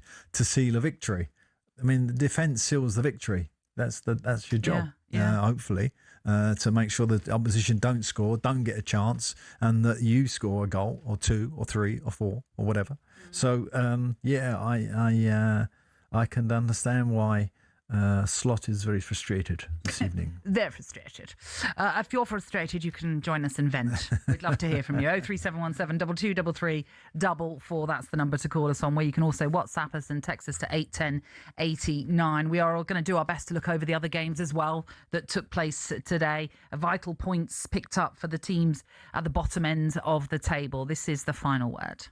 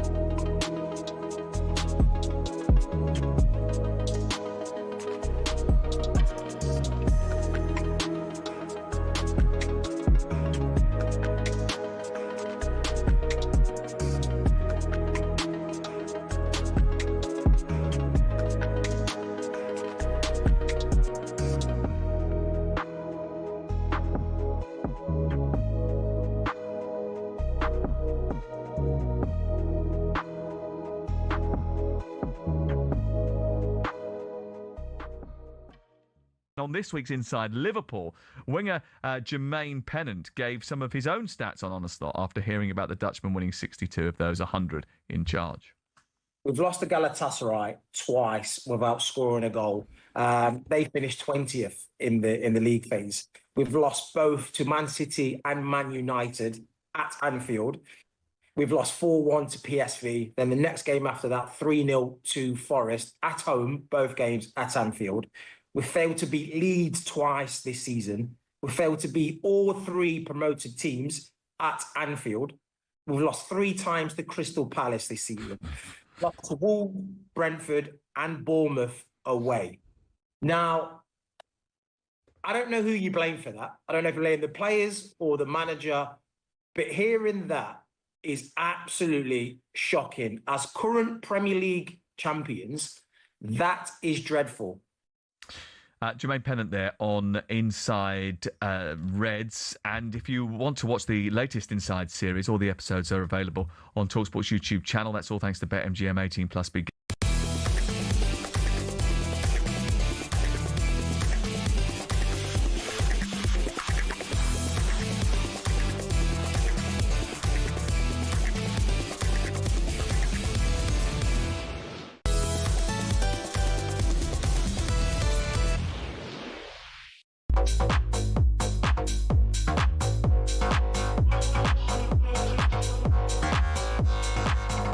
For tuning into the final word on talkSPORT. It is Alan Pardew and Natalie Sawyer taking you through until 9 o'clock this evening. And this show is really all about you. We love to hear from you. And so you're more than welcome to join us if you so wish. If you want to have your say on how your team fared over the weekend, then you can do so. We've spoken a lot already to Liverpool and Tottenham fans after that 1-1 draw at Anfield, which really, I suppose, helps Tottenham's cause more than Liverpool's, really, when you consider the relegation plight that Tottenham are in. It's moved them only a point clear, having said that, of West Ham. But that is also after... Psychologically, though, it's important. It is. No, it's a big one. Yeah. It's a big result, especially when it's a comeback point as well that they picked up. But there were other games that took place today. We're not ignoring the rest of you. There were 3 other games. Crystal Palace and Leeds drew 0-0 at Selhurst Park. That after Leeds had Goodmanson sent off. That was in the first half, I should say. And previous to that, Dominic Calvert-Lewin had a penalty that he missed, indeed. So a missed opportunity for Leeds, perhaps, to put more distance between themselves and the bottom 3. And Nottingham Forest took on Fulham, had a goal disallowed in that one, Forest. But that, as I say, finished goalless too. And it meant that Nottingham Forest then moved out of the relegation zone after what West Ham had done previously the night before against Manchester City that had taken them out of the bottom 3. So it's making the relegation picture all the more interesting, it has to be said. And I would love to hear from, I'm sure you would too, Alan, from fans of those teams involved. Have you seen anything that's given you a glimmer of hope that you can perhaps get out of the trouble that you are in? With my manager's head on, Leeds get a point away, Tottenham get a point away. Oh, I see. Right. That's good. Not Forest. Yes. You're at home. Not good. No. That's what the only thing I would take out of today. That those 2 clubs got decent results and Nottingham Forest not so much. So the training ground of Nottingham Forest will not have the same buzz on Monday morning that Leeds United and Spurs will have. That's all is important, you know, for the week's work that you've got coming up, that you go into it with a real kind of boost, you know, to kind of get a really good week's work under your belt. Unfortunately for Nottingham Forest. I like that new team that you've come up with. Tottenham Forest. That they've both got, big games in Europe this week. You know, and Leeds haven't, so that gives them an advantage. So that's the sort of swings and roundabouts you get in relegation throws that we're in. Yeah, it is that kind of. Yeah, you're absolutely right, because I was at the Forest Midtjylland game where they lost 1-0 at home in the first leg of their last 16 tie of the Europa League. And there was an element of, is it better that they just go out of this competition to concentrate on the Premier League? Or is there an element of thinking, well, it's the Europa League, Premier League teams tend to do all right in that competition. So is it something to focus on? It's a difficult one to balance. And, Vitor Pereira yet to win in the Premier League as Nottingham Forest boss. So that's an issue in itself as well. and they had a goal disallowed for offside down Tight. It was Doyle. really tight, wasn't it? Mm. Really, really tight. And also Fulham didn't really test them, didn't have a shot on target in the game. Yeah. Which is a little bit of a concern perhaps for Marco Silva, although I did see some quotes of him afterwards saying it's a clean sheet and that's a positive. Well, that's usually your go-to if it's not been Yeah, maybe particularly so. pleasant. I mean, he's had a tough week because Fulham, obviously got knocked out of the cup. We made 9 changes, and that was the big game for them. It's knocked them back a little bit, I think. Now you're in that kind of zone, and you get this, and this is where you got to remember about the Premier League. I don't care what manager you are, right? I'll give you an example. When you are safe in the Premier League, and you got no chance of Europe, the players are not as committed as they would be if there was a target to aim for. So let's just say that games against the Bournemouths, the Fulhams, the Brightons, Sunderlands become Crystal Palace come a little bit easier. I mean, But you see, a win today for Fulham would have taken them up to 8th. Yeah, which we completely out of the realms that they could get into Europe. Absolutely, that's true because it is so tight. But Yeah. you understand my point. Yes, I do. Absolutely. And when the relegation teams come up against them teams, the extra fight, the extra desire, because they're so hungry for the points, can make a big difference. Yes. And we'll see. And when you're given an opportunity like Leeds were in that penalty scenario after a Will Hughes handball, I mean, what Will Hughes was doing, I don't know. I think he got knocked off balance, to be honest. you think? I think he was trying to wrestle with someone and got his arm sort of in a twizzle. Okay, all right. Well, give him the benefit of the doubt. Yeah, because he's not. He's one of those sound footballers. I mean, absolutely. And he ask any Crystal Palace fan about him, he's like, nailed on, like Hughesy, we love. It clearly was a game of very few chances in the sense of on target because Crystal Palace didn't have a single shot on target. Leeds had 3. And as mentioned, a missed penalty. I mean, that is something they're going to rue now, isn't it? But those shots on target is a real reflection of how the league's gone this year. It's been tough watch, some of it, and I know it's, a lot of set plays and a lot of slowing down because of the set plays that have become so relevant. Has taken a little bit of rhythm out of the game and a little bit of, I think, je ne sais quoi of some of the performances that we've seen. It was a hard watch. I watched a little bit of it. It was a hard watch. Unlike like a lot of games this year. Yes, Crystal Palace, I think, have been a hard watch of late as well. Even in Europe, to a degree, they've not been the most exciting of teams to watch in the Conference League. And when you have a team that then goes down to 10, like Leeds did in the first half, they then had to play the entirety of the second with 10. So Palace have the man advantage. And when you don't take advantage of that, I mean, that's another moment of frustration for everyone. Yeah, it is frustrating. And actually, even more so when you're the manager, I've been up against that many times. When a team goes down to 10, there's an extra resilience about them sometimes to defend. Yes. No, it becomes very difficult. Well, I've heard this before. Through them. There's that saying of cliche, sometimes. it's Yes. true. Okay, yeah. So tell us more. It's not a cliche, it's true. And because there's if you kind of put yourself in the mindset of the opposition, you've had a guy harshly sent off. You're like, no, we're going to let's dig in. Come on, we get something out of this. And there's that extra kind of oomph about them.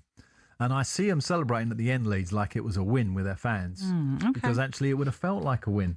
That's what I was saying about the training ground on Monday. We'll be buzzing because actually, even though the penalty, and we're talking about mistakes later, right? Yeah. That players make. And obviously that's a mistake, missing a penalty. And we'll talk about various reasons why mistakes happen. So we'll touch on that a little bit. But I think Crystal Palace are sort of having one of those seasons where I still think that they're going to win that Conference League. Yeah. Yeah, I think he's got the players to do it.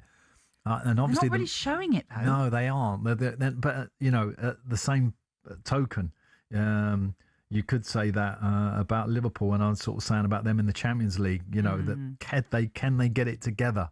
I mean, most Liverpool fans say, no, we've not played like that all year, but suddenly one game just comes along and can make your season. So we'll see. We should say with Leeds, it's a point that takes them now 3 points clear of the relegation zone. So a little bit of a buffer, certainly, for them in the table. Not a comfortable buffer, though. It's not. No. Absolutely not. And there's still 8 more games to go in this Premier League season. Yes. OK, on the way next, we're going to be talking about Manchester United's result against Aston Villa. The Michael Carrick revolution continues.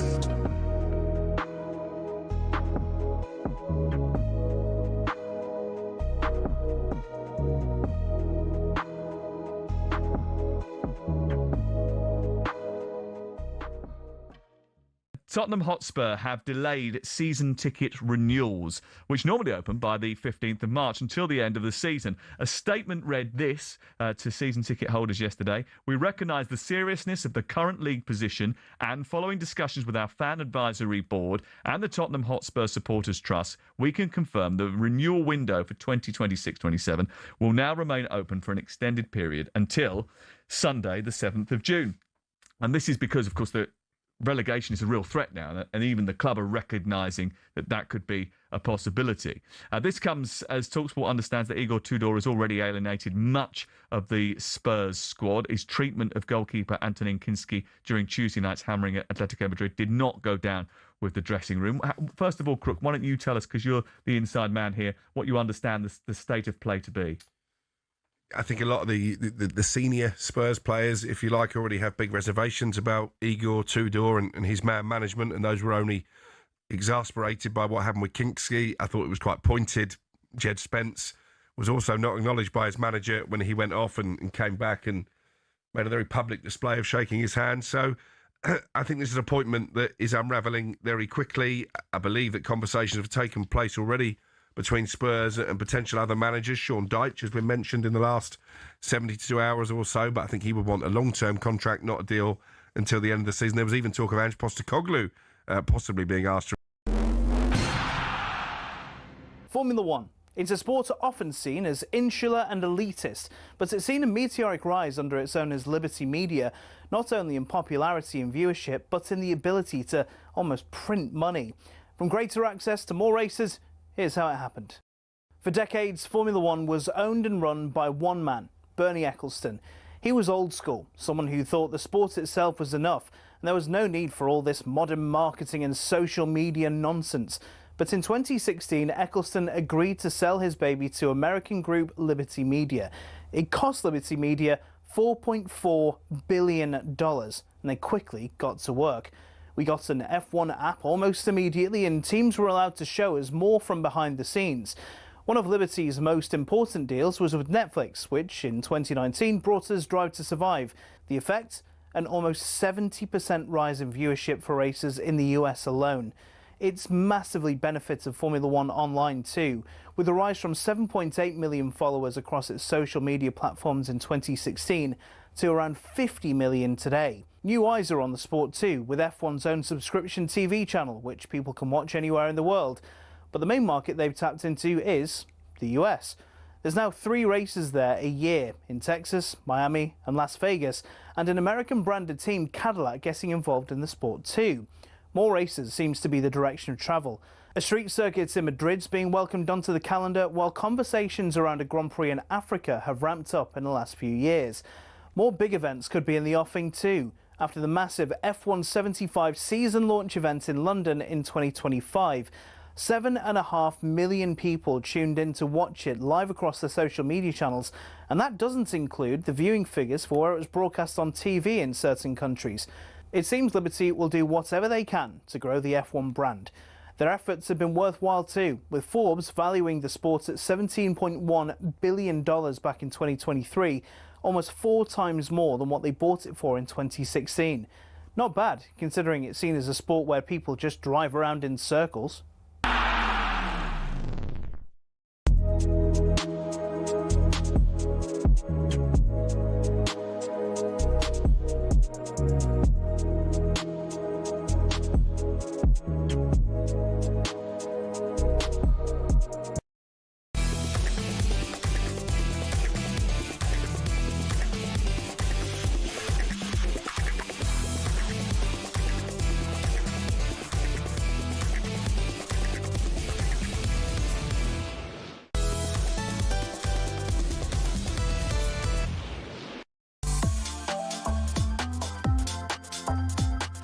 Good evening and welcome along to The Final Word. I'm Natalie Sawyer, in for Madge, alongside the former Newcastle and West Ham boss Alan Pardew.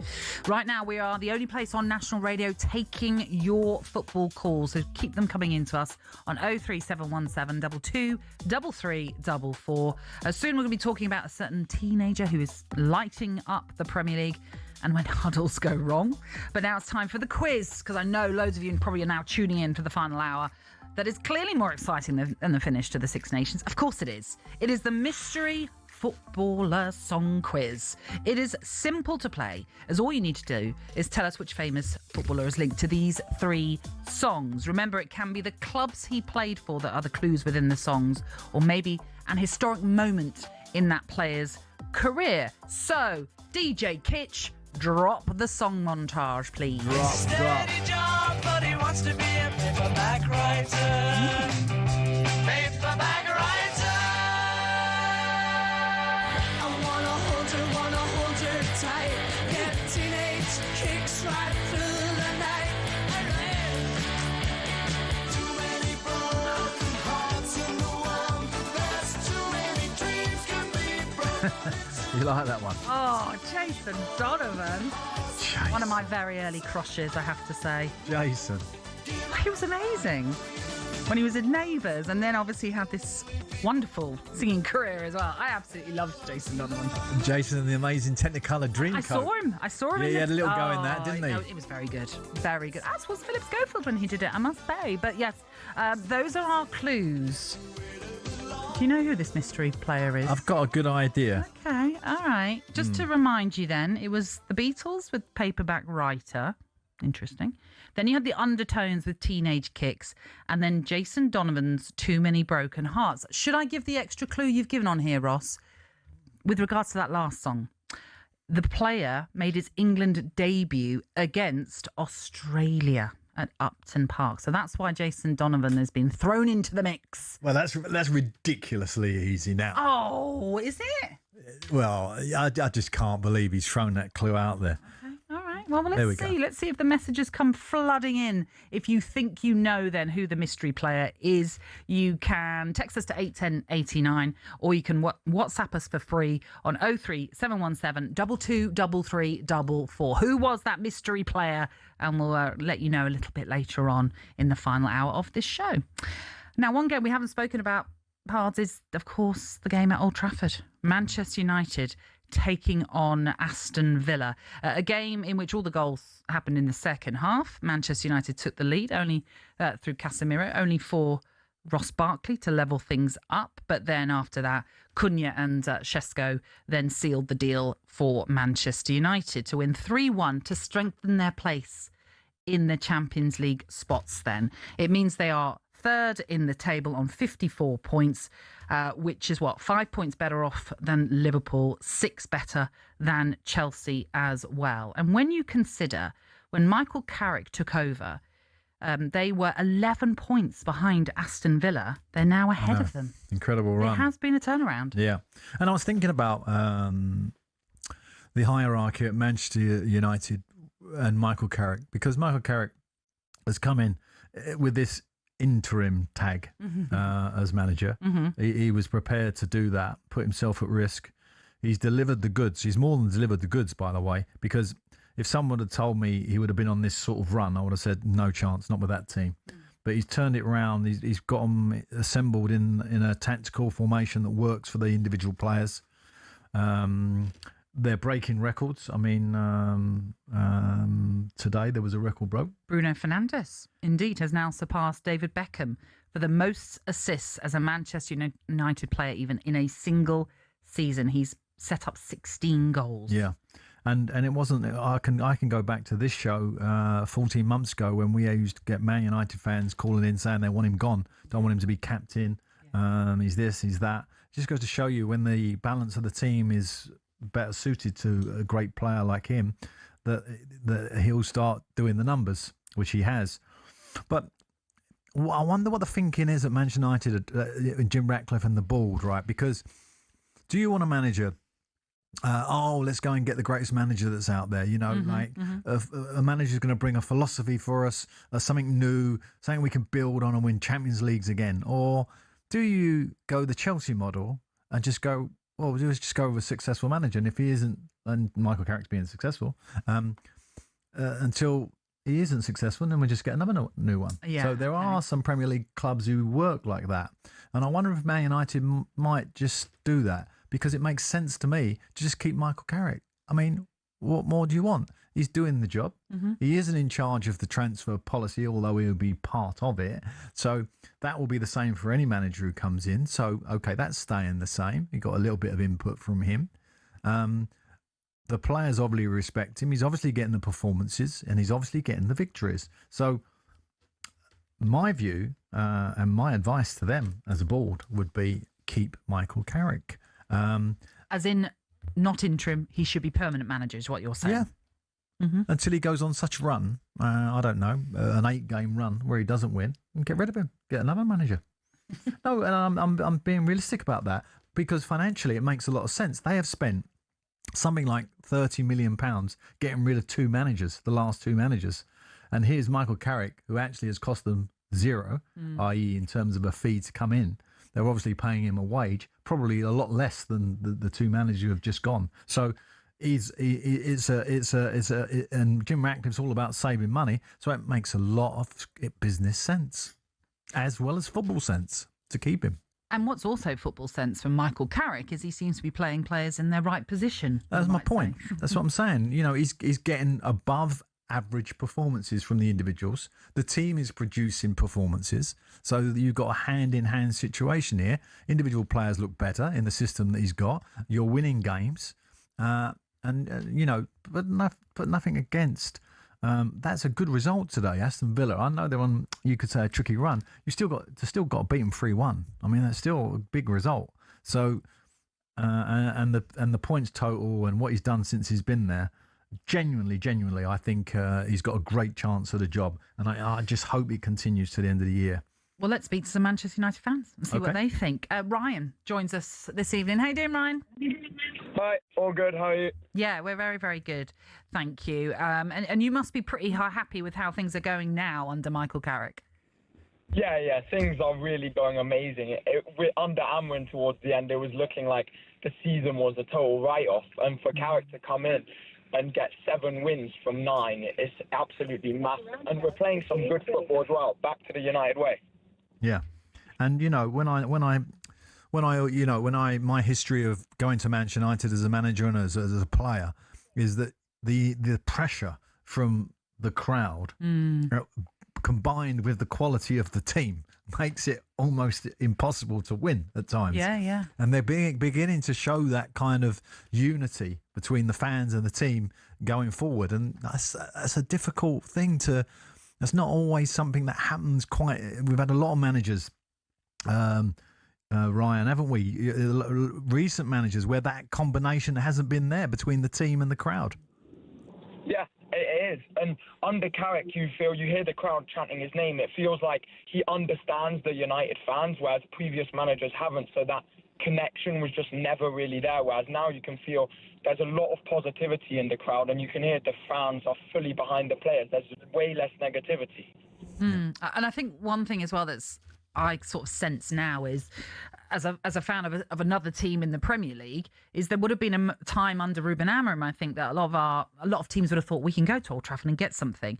It feels very different now with my team still having to go to Old Trafford in this season. But also something that's obviously really important that we're noticing with Michael Carrick, Ryan, is that he's playing players in their right positions. We're seeing Bruno Fernandes play as that number 10 rather than being slightly more deeper as he was under Amorim.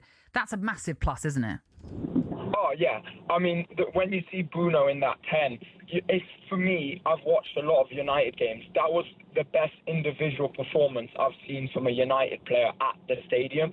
You watch every little thing he does in the number 10 position, and you're thinking, why was Amorim not playing him there? Because United are a far better team. All the attackers like Cunha and Bremo, Ahmad, Sesko, they all play better when you have someone as intelligent as Bruno around them. Like, for that second goal, Cunha's goal, where Bruno just won. Yeah, it was a great pass. Yeah. Yeah. I would just add this about Michael Carrick. Okay, it's a lot easier to do the media when you win. It really is. It actually can be quite enjoyable, but when it's not enjoyable when you lose, and you can make a lot of errors and mistakes. But I genuinely sense with Michael that he won't make those mistakes, even if he lost 2 or 3 games. His media, I think, is very good. He doesn't fire out words that get him into trouble. He's quite, methodical about what he's talking about, and I think that's a good base for a football manager. And when you look at his experience that he's had at Middlesbrough in particular, he's done the hard yards, so he's earned his right.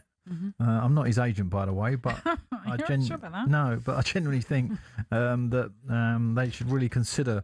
And I can see why they wouldn't do it right now, but I think at the end of the year he's got an absolute marvellous chance of getting this job. Well, let's ask Jill if she agrees. How are you doing, Jill? Hi, good evening, Natalie. Hi, Pards. How are you doing? I'm all right, Jill. Thank you. Happy Mother's Day. Oh, thank you. Yes. Tell us then, do you agree with what Pards is saying there about Michael Carrick? He deserves the job full time now? Yeah, I am agreeing with Pards to a point, but one thing I will point out, as measured as I am, as Pards will back me up on, is we're not in Europe.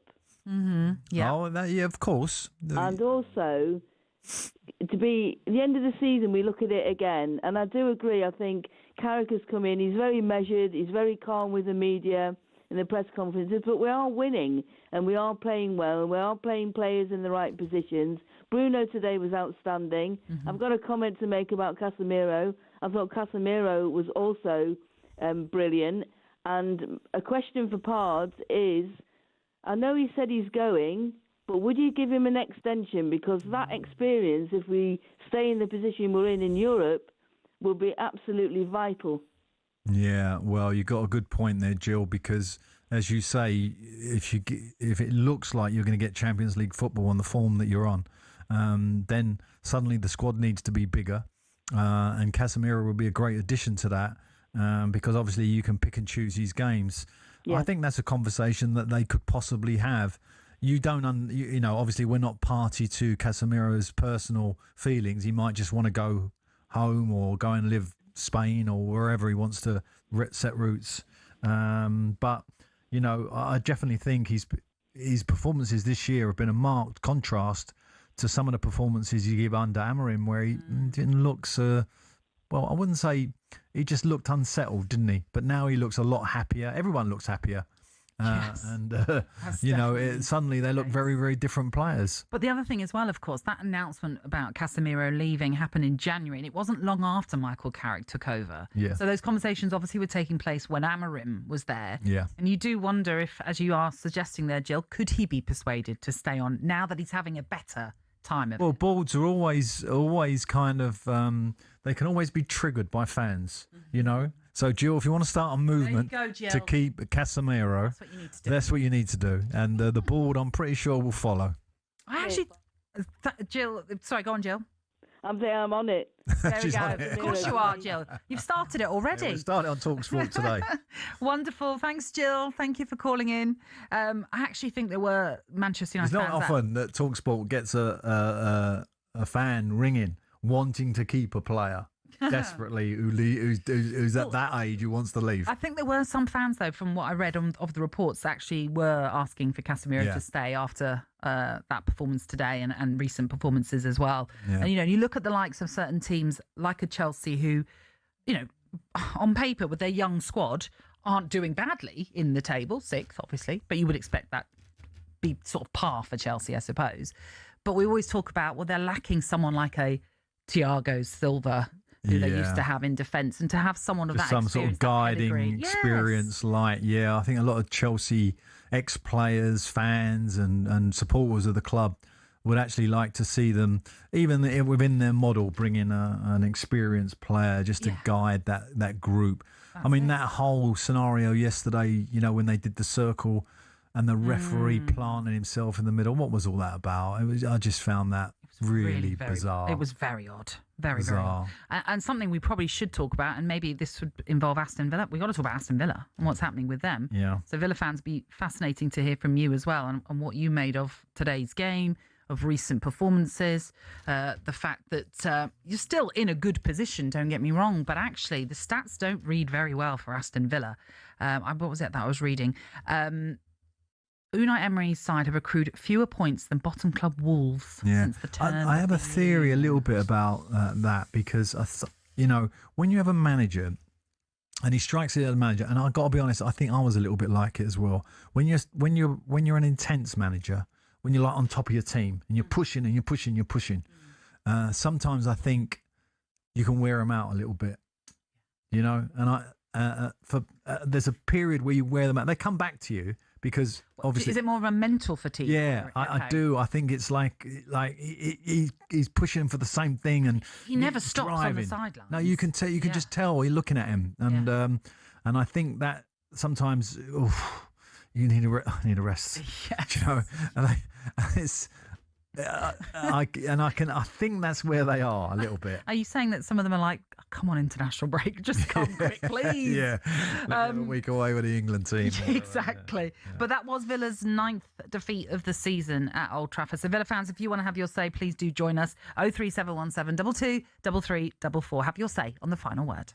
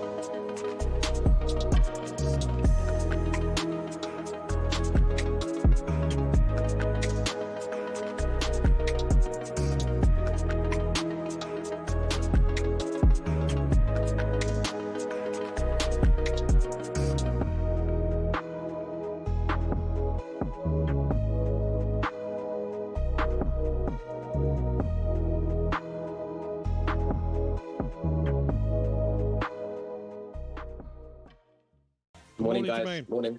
Morning, Gabs. Jay, morning, good boss. morning. Morning, boss. You okay? Yeah, I'm good. All good. Why are you not here, Jermaine? I thought you would be with us today in the box, smelling amazing. I might have to come down, actually. Looks like it's going to be fun. Nice day for it. Yeah, great day. Jump on the helicopter, you'll be fine, mate. He's not a racing man, I don't think, is he? Oh, I'm not. The boss knows I'm not really, and he's getting involved in it, though. Yeah. Saying all the right He's well things. behaved, didn't come on a Tuesday when he was in on the Wednesday. No. Yeah, he was definitely there on a Tuesday. We're the lads here.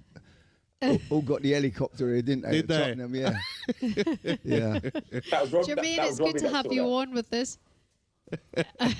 Let's get your thoughts now on your former club. Shall we start with Spurs? It's a bit of a mess. Yeah, I mean, it's obviously it's been a hard watch all season. To be honest, I think especially the other night I watched the game and yeah, it was just I think the manager's come in and he's in, especially in that game he's decided to start a young goalkeeper in Kingsley, and I think I was surprised when he took him off. To be honest, I think when you have a young goalkeeper and you make that decision in such a game of that magnitude to start him, I think you've got to stay with him. I think what a young goalkeeper can gain from that sort of experience, even though it weren't going well when he made the two big mistakes. But I think you've got to stay with him. And the fact that the manager decided to take him off and not really acknowledge him when he come off, I just think that human side, I think you've got to manage that situation.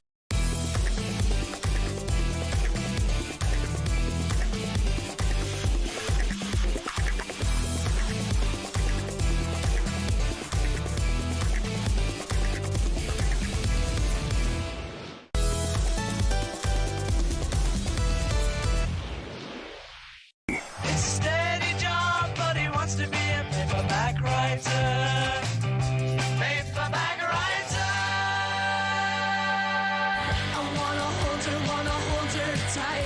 Get teenage kicks right through the night. That second song. The lead singer's Fergal, isn't it? Yeah. I don't know off the top of my head now you've said that. We're Sure it was obviously Fergal. talking about this on air. I'm sure someone can tell us, but I will... No, there's a reason I say that. Go on. You're right, it is Fergal Sharkey. Yeah, because Fergal Sharkey is now leading the leading light in trying to sort our rivers out. Is he? Bizarrely, yeah. I mean, I quite like that Pop quest star. of his. Yeah, from pop star to cleaner water in our rivers. And absolutely, we want cleaner water with our Absolutely. rivers and Go everything. on, Fergal. Absolutely, yes, Go on, big man. for it. That was our hint of who our mystery player is here on the final word. If you think you can guess who it is from those three songs, remember they could be linked to the player's career in terms of maybe what they. But this player is sort of linked to the success of a couple of teenagers this weekend. Yes, there's a link to that. So you had the Beatles there. You had the undertones with teenage kicks, as you say there, and then you had Jason Donovan. And the link really with Jason Donovan is all down to Australia. So if you think you know who that player is, you can text us to 81089 or you can WhatsApp us for free on 03717 223344. We were obviously talking about the game between Manchester United and Aston Villa, which saw United win that one 3-1 to really firm up their place as things stand in the Champions League places, which is just quite remarkable, the turnaround in fortunes for United under Michael Carrick as opposed to Ruben Amorim. Under Unai Emery, Aston Villa have only won 3 of their last 12 league matches. It's a worry, obviously. It is a worry, although they're still 4th in the table. Yep. So in that sense, they still have it all to do in the sense of they've And got there's it in not their... one Aston Villa fan, not one, who would change their manager. Absolutely not. Yeah, he's definitely getting the best he can out of that team, even though they're on a tricky run at the minute. Yeah. So very much in charge of their own destiny. They're, of course, still in Europe as well and lead 1-0 against Lille going into the second leg of their Europa League tie on Thursday, which is live on talkSPORT. I shall be there. Well done. We look forward to that. But yeah, things in the league is going a little bit off the boil for them, it has to be said. And when you consider what happened last season, on the last day of last season, when they lost at Old Trafford at Manchester United to fall out of the Champions League spots, crikey, they don't want that to happen again. No, but you're in that world, you know, if you're Aston Villa, Newcastle, you know, you're trying to get to those big clubs, you know, that extra reach to get into the Champions League just is so massive financially that it brings a pressure in itself. And you might even find it yourselves at Brentford, eh? Don't you dare. I cheekily threw that in. We're live tomorrow night hosting Wolves live on talkSPORT. But Morgan Rogers, obviously playing for Aston Villa, in the main gets a lot of plaudits. Thomas Tuchel clearly loves him, seems to pick him to start in his games. So the number 10 option for England is still up for debate, especially how many that Thomas Tuchel might take with him, for example.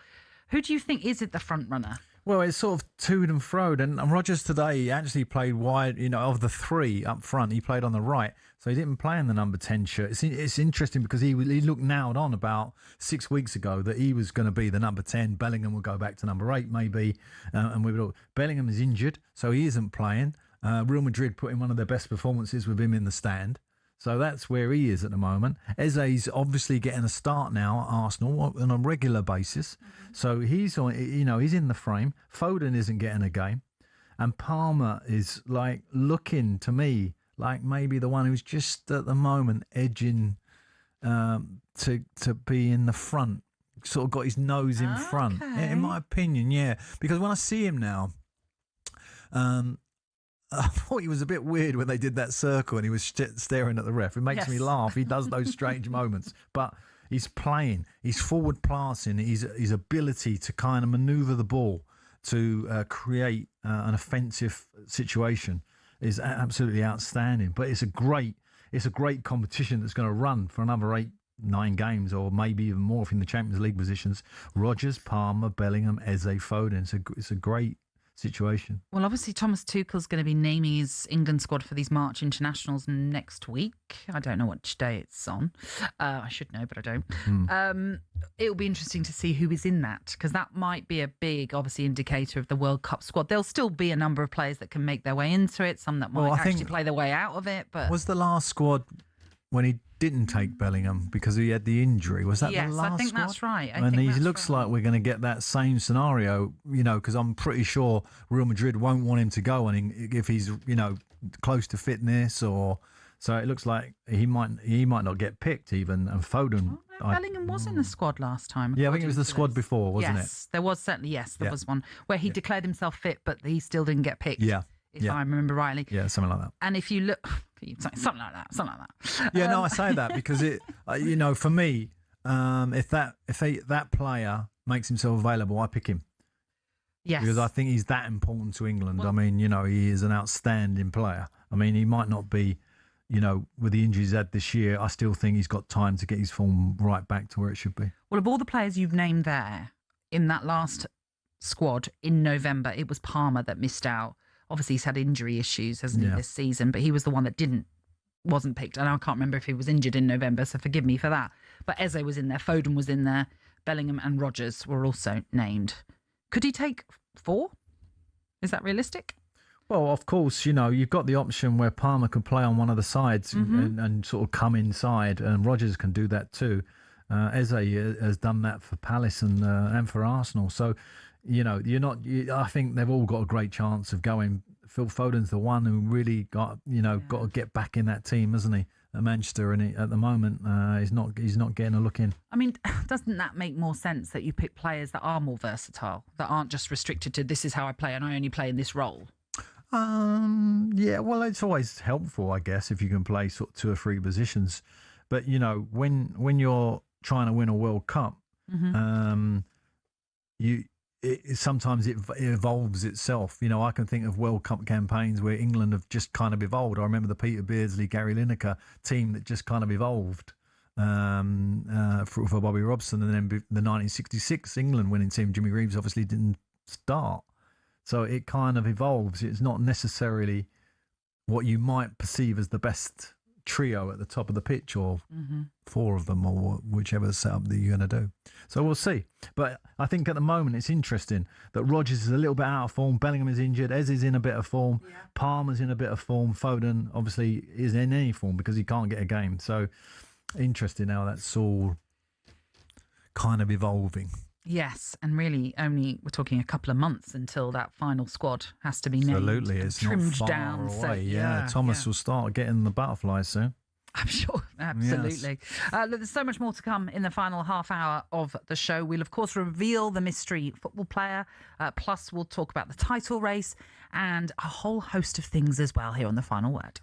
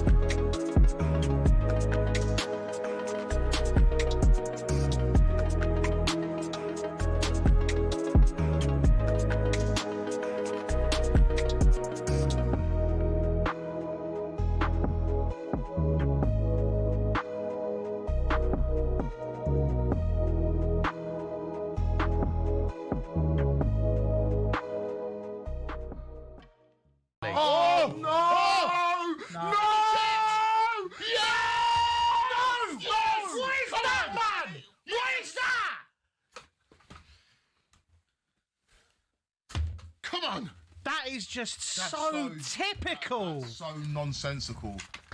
PSG 3, Chelsea 2, and goodness me, boys, you've shot yourselves in the foot. What is that? What is that? I said it. We said it. You bring in a keeper because he's good with his feet. But really and truly, is he that good with his feet? What's this shambolic goal? Reece James plays the ball back to Jorgensen, who tries to play out from the back, and he gets intercepted. It falls to a PSG player. And by the way, as well, when he gets worked to Vitinha, the goalkeeper's off his line. And that is some dinked finish, isn't it? But once again there, Kwaku, he's taking way too much time. And my goodness me, in a game of football where you're level at 2-2, possibly looking the better team, in a game of this magnitude, at this level, mistakes like that, Louis, are just completely unacceptable. It's ridiculous. It's absolutely ridiculous. This is why when people talk about keepers playing with the ball at their feet all the time and how it's a massive priority, yes, I appreciate the game is changing. But the priority for a goalkeeper is saving it. There's also moments as well that I don't think they're clearly there. You had a PSG player coming from the left-hand side. It's logical. You could see ahead as well someone was being pressed. Like that. I'm with you.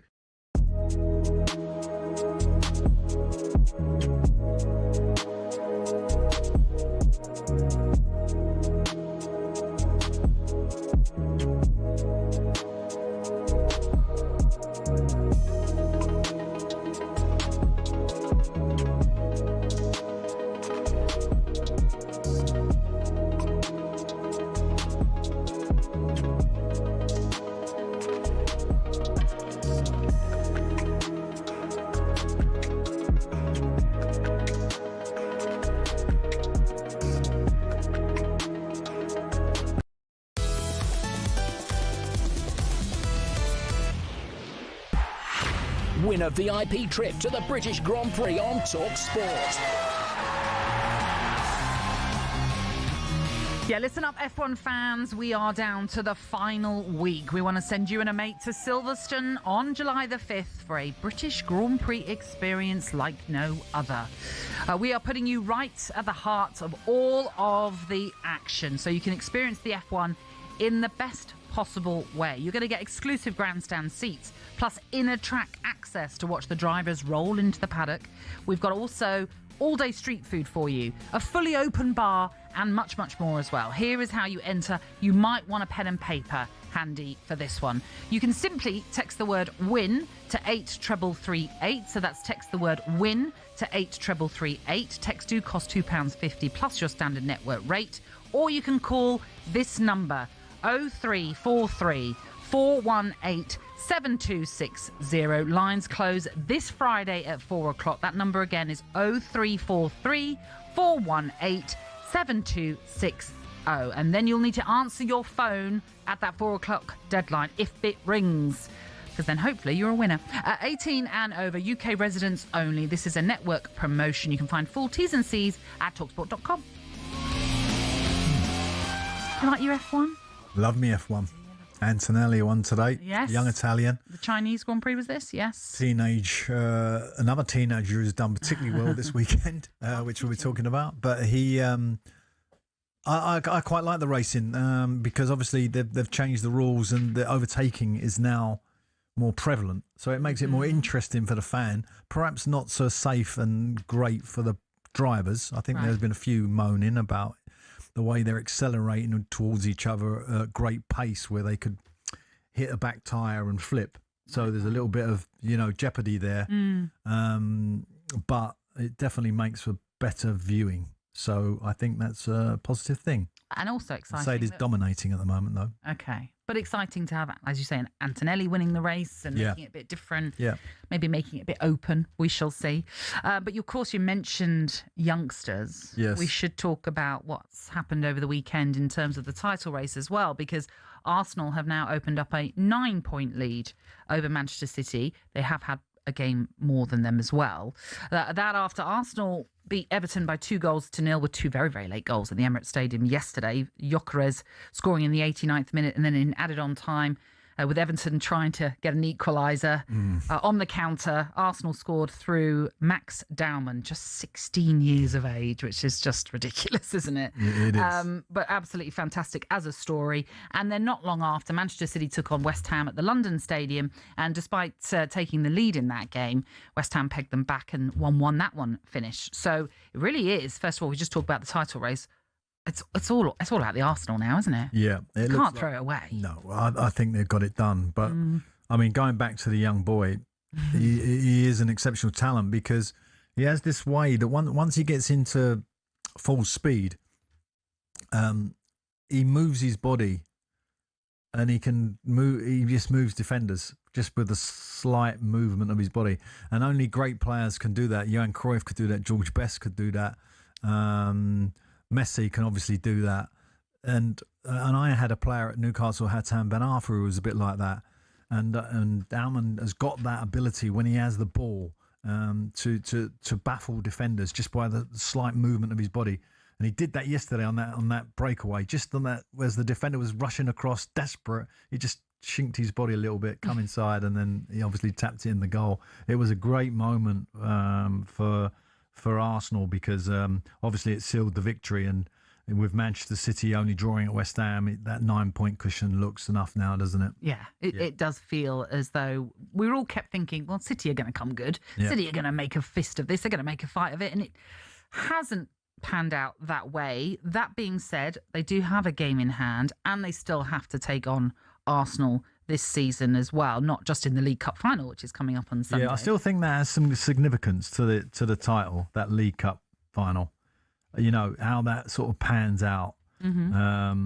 Because if Manchester City can win that, I think that could, give them a boost for the running. And obviously then they got them to come at the Etihad, etc., etc. But you just can't, when you look at 3 defeats in 31 games, it says everything about Arsenal. They're so difficult to beat and to break down. And 22 goals conceded in those 31 games. You're absolutely right. It's so hard to break them down. But so much could hinge, as you say, on this League Cup final, which is going to be live on talkSPORT on Sunday. And then that game at the Etihad is roughly or so a month later. Can you possibly see, I should say, Arsenal dropping any points now in this season? I mean, I can give you their fixtures if that helps. Obviously, they've got, where am I going? Here we go. Bournemouth at home. And then they've got that trip to City, followed by Newcastle and Fulham at home, West Ham away, Burnley at home, and then they finish the season at Crystal Palace. Yeah, well, West Ham and Crystal Palace away, possibly, because the problem you have when you're trying to win the title, of course, is not just defeats but draws, where you drop those 2 points, a bit like what Man City did at West Ham, and those 2 points become very, very important. So I think it's important to just churn the wins out. And I think they got enough room in that fixture schedule to get the wins they need to get it over the line. I think, even the goal yesterday, come from a very, very deep cross, which Pickford should have done better on, really. It was an error that got them back, got them into the lead. And that's how it. But, when you've still got that 0 against your name, the chance that you're going to win the game is very, very good with the options that they have off the bench. And the young boy has been a real blessing. Like the stars have aligned, really. This kid come on and got that second goal, and he could have he could feature. Let's be honest, in this running and be significant. So you mentioned Hatem Ben Arfa that you work with. Yeah. At what point do you think, when you're talking about youngsters, that you think, do you know what, they're ready? How do you know when a player is ready to be bedded in?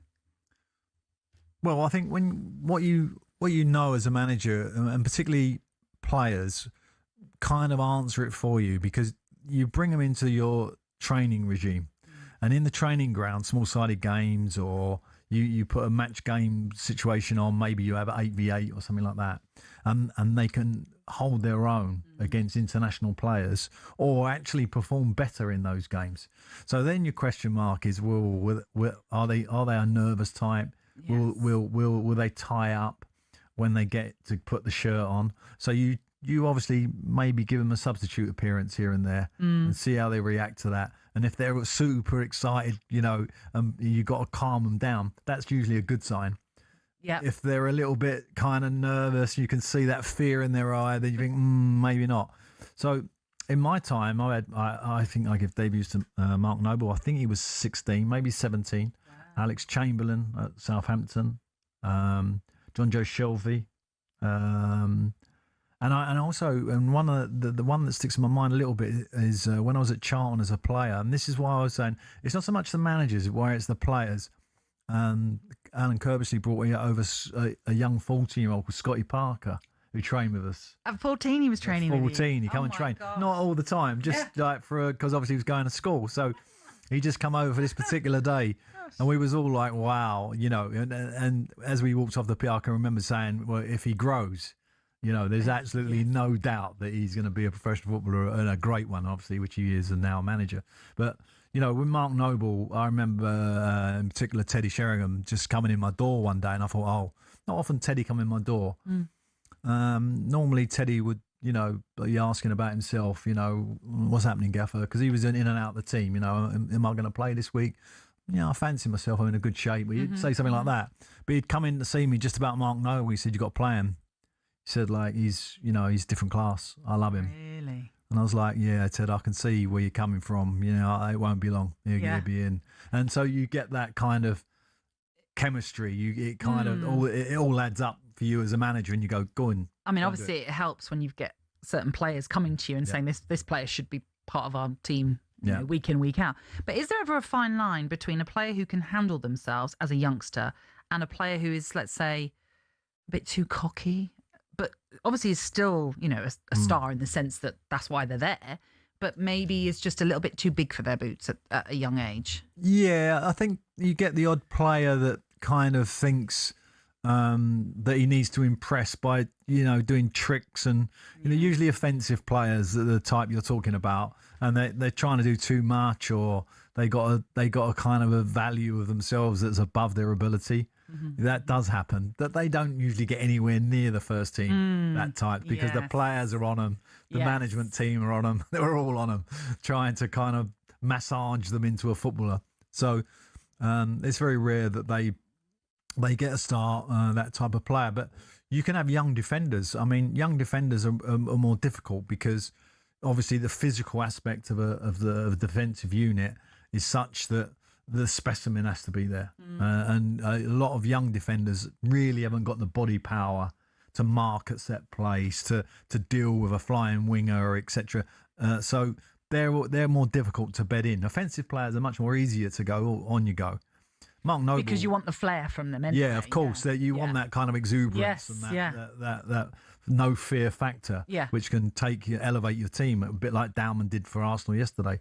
But when you're a central midfield player, like when you put in like Alex Chamberlain, John Joe Shelvey, Mark Noble, different. Mark Noble had a lot more kind of defensive responsibility in the role that he had when he come in the team at that young age, but he could deal with it. It was no problem. So it's, you know, and obviously went on to have an amazing career. Absolutely. And become a great ambassador, actually, for football. Yeah. Yeah.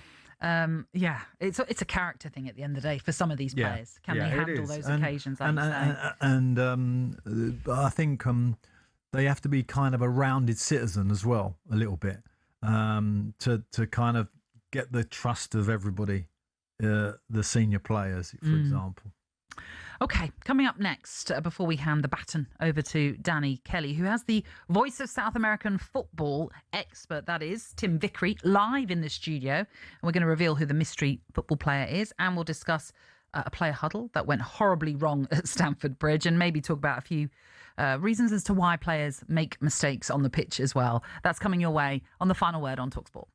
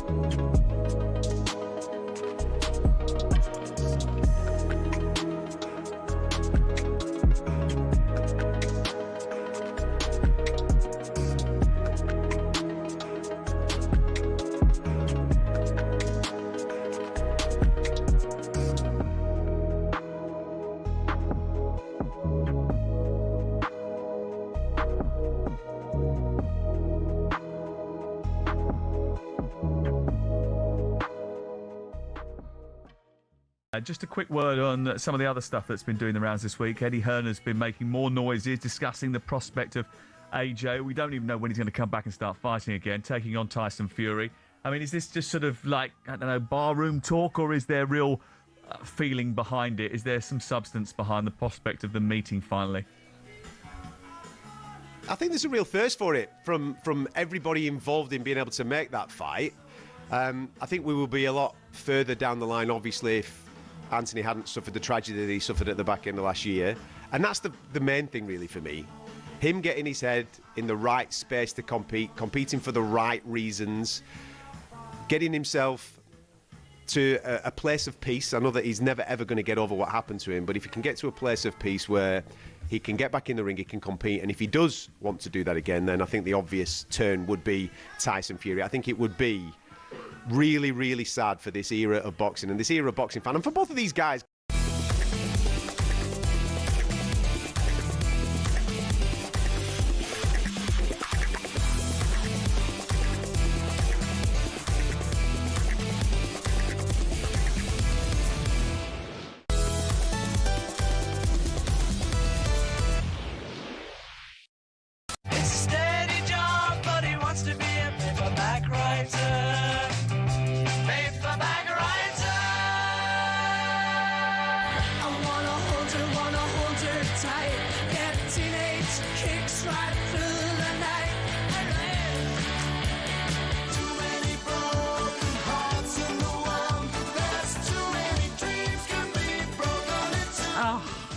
That song alone just takes me back to simpler days. Simpler days? Yeah. No? What was you doing? When I was a little one. What do you mean a little one? Well, I wasn't that little, obviously, because I had a crush on him. Just, when life just felt a bit... Yeah.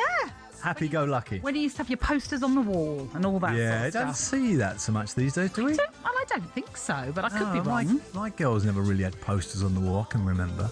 No, my son doesn't have so many, really. He has the odd little one, but nothing major.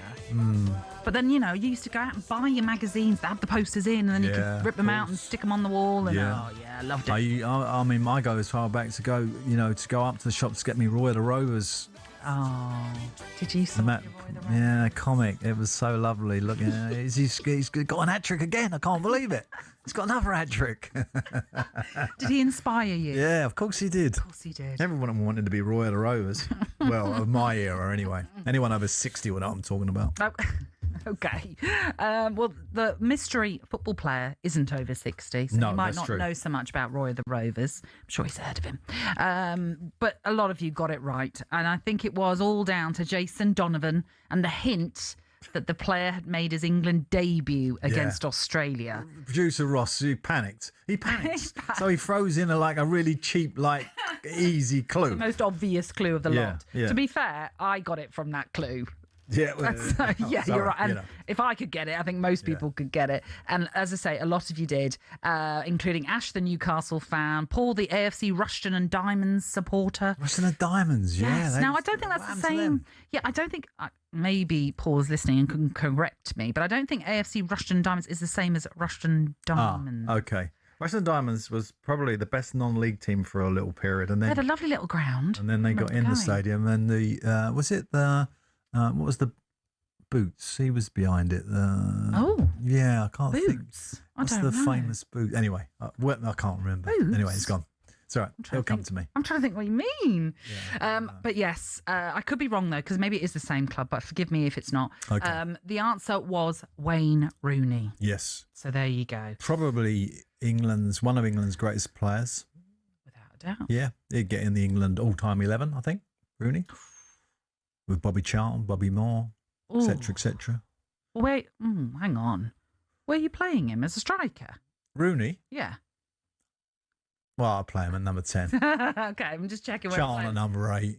Shearer at number 9. I still have Shearer in there. You're not going to have Kane in there, who's the all-time record goal scorer. No, I don't think so. No. Shearer, Kane. There's not a lot in it. Anyway, let's not get on that subject. Okay, that's a whole nother show. That is, isn't it? But Rooney, one of England's greatest ever players. There's no doubt about that. Indeed. Yes. And as I say, pretty easy for a lot of you. What was that goal? That was against Arsenal, wasn't it? Was he Everton when he was 16? He smashed it in the. Yeah. Again, so it all was related to Max Dowman and being a youngster and bursting onto the scene. And I've got this little message in here. Nigel in Ealing says, "Hello, Nat. Great show. Let's hope we win tomorrow. Up the bees." Always a bees fan. Nigel, thank you. Fingers crossed. Live on talkSPORT. Brentford against Wolves. Bore off, Nigel. I'll tell you what, though. I'm nervous about it because Wolves are sort of picking up a little bit, aren't they? He's got them going a little bit. Yeah. 3 wins now. Yes, exactly. But, that's better than nothing. So I think they might give it a little bit of a fight. And we're not playing as well as we should be, is how I say it. I still, a lot of Premier League clubs will be looking at Wolves because obviously they're going to go down. and there's 3 or 4 players in that team that definitely will be coming back to the Premier League via another club. Interesting. Yeah. Okay. Maybe a rebuild job for Rob Edwards in that summer window for sure. Yeah. Speaking of West London clubs, though, as we were with Brentford, we should really focus on what happened in that game at Stamford Bridge, where Chelsea took on Newcastle. Anthony Gordon's goal, obviously the difference between the two teams, but a lot centred on this huddle that Chelsea had, didn't they? That involved the referee, Paul Tierney, who somehow ended up in the middle of this huddle. Before we get your thoughts on it, this is what the Chelsea manager, Liam Rossini, had to say to talkSPORT's Ian Abrahams about the huddle that went wrong. There's things that he's focused on. It wasn't me, it was my assistant. He spoke to my assistant before the game, making a big deal out of a huddle where my team showed togetherness. There's no disrespect to the opposition or anyone else. My team decided with their leadership group they wanted to do a huddle. Now the referee's more focused on that than actually doing his job and getting the right decision, and it's a really, really frustrating one this evening. Okay, so Chelsea manager not happy with Paul Tierney and the fact that he was in the middle of this huddle. It did look a bit awkward, to be fair. His wording was actually he didn't focus on the game, he was more focused on the huddle. And I think he means about that in that because before a game, you go in to hand over your team sheet, and your assistant usually takes it in. Because as a manager, you don't want to go in there because you feel like they might feel your influence in them. So you don't want to, weigh it any way. Do you know what I mean? Okay. So usually the assistant takes it in and it's sort of a bland, and the captain goes in as well. So the captain and the assistant manager, you hand the team sheet over and he says a few words. He's obviously said a few words in much as like, are you doing that huddle today? Which would have, like, if I was assistant manager, I'd have been, what's that got to do with it? Anyway. The huddle is a strange thing. I think it is a little bit intimidating to do it in the centre spot before the game kicks off. I think it is. I mean, that is odd what they're doing. It's a bit intimidating. Scenario, yeah. But why Paul Tierney was the manager? Paul Tierney, Paul Tierney.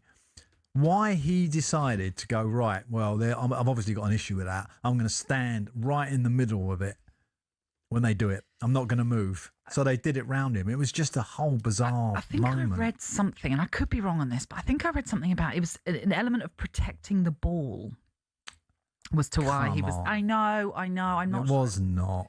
It was. He obviously had an issue with it. He didn't like it. It must have been a personal, because there's no rule against it, I don't think. No, and obviously it happened in the Aston Villa Cup game. They've done it like 3 or 4 games. And they weren't happy, Villa, with that either. I've got to be honest, if I was the opposition team, I wouldn't be happy with it either. I think it's sort of slightly disrespectful in a kind of weird way. I can't even put my finger on why I find it disrespectful, but it is. I know what you mean. Yeah, and it's a bit like, like when New Zealand obviously played the rugby and the haka. Yep.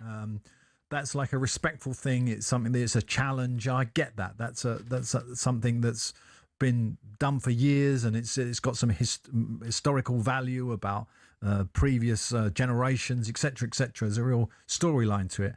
This thing, no, I don't understand it. It feels a bit provocative. I don't think they should do it anymore, but they are doing it. And Paul Tierney certainly shouldn't be in the middle of it. No, I mean, I found that very odd. Yes. Especially, I mean, but if he is protecting something, whether it's the ball or the centre circle, whatever it is, then there's a part of me that gets why he's there. But there's also a part of me that thinks, wouldn't you just want to go, can I get out of here? It's a bit odd. But I think that we're going to end up in a strange situation here because of the focus on it, and we're talking about it today, and obviously a lot of media will talk about it, etc., etc. Now will Chelsea do it again? And there'll be pressure about them doing it, and the other teams might get, it's all going to become a bit of a furore, isn't it, over nothing really? Because at the end of the day, you just got to win a game of football. But anyway, they didn't win that one yesterday. No, that was obviously Newcastle, a great result for Newcastle. Yeah. Because obviously they had a really, really tough game, and to pick themselves up, and they've had a tough season, Newcastle, with that combination of Champions League football and the league, and they've got the big derby coming up. And I know that. Do you know why I know that? Obviously I'm ex-Newcastle manager. I don't have it in my calendar, But I went to see my mum yesterday at Chelsea, and I had the North East pool team who were Newcastle and Sunderland fans, all having a few beers. So they reminded me in their own certain manner of my history of that derby. Very good. Well, it is a great result for Newcastle because it moves into the top half of the table on to 42 points. They are, just 6 off 6th place Chelsea. So, yeah, tight table it is. Yeah. That is it, Pards. Well done, Nat. Thank you so much for sitting in. That's been very a lot of kind fun, of you. as usual. TalkSPORT Breakfast Show returns for you tomorrow morning with Ali McCoist, Gabby Agbonhor. They're going to be joined by the former England rugby head coach, Eddie Jones. It'll be interesting to hear from him. Oh, Eddie. I love Eddie. Yeah. But if you need some music in your life, you can always swipe across to the Virgin Radio Breakfast Show via the TalkSPORT app and listen to Chris Evans.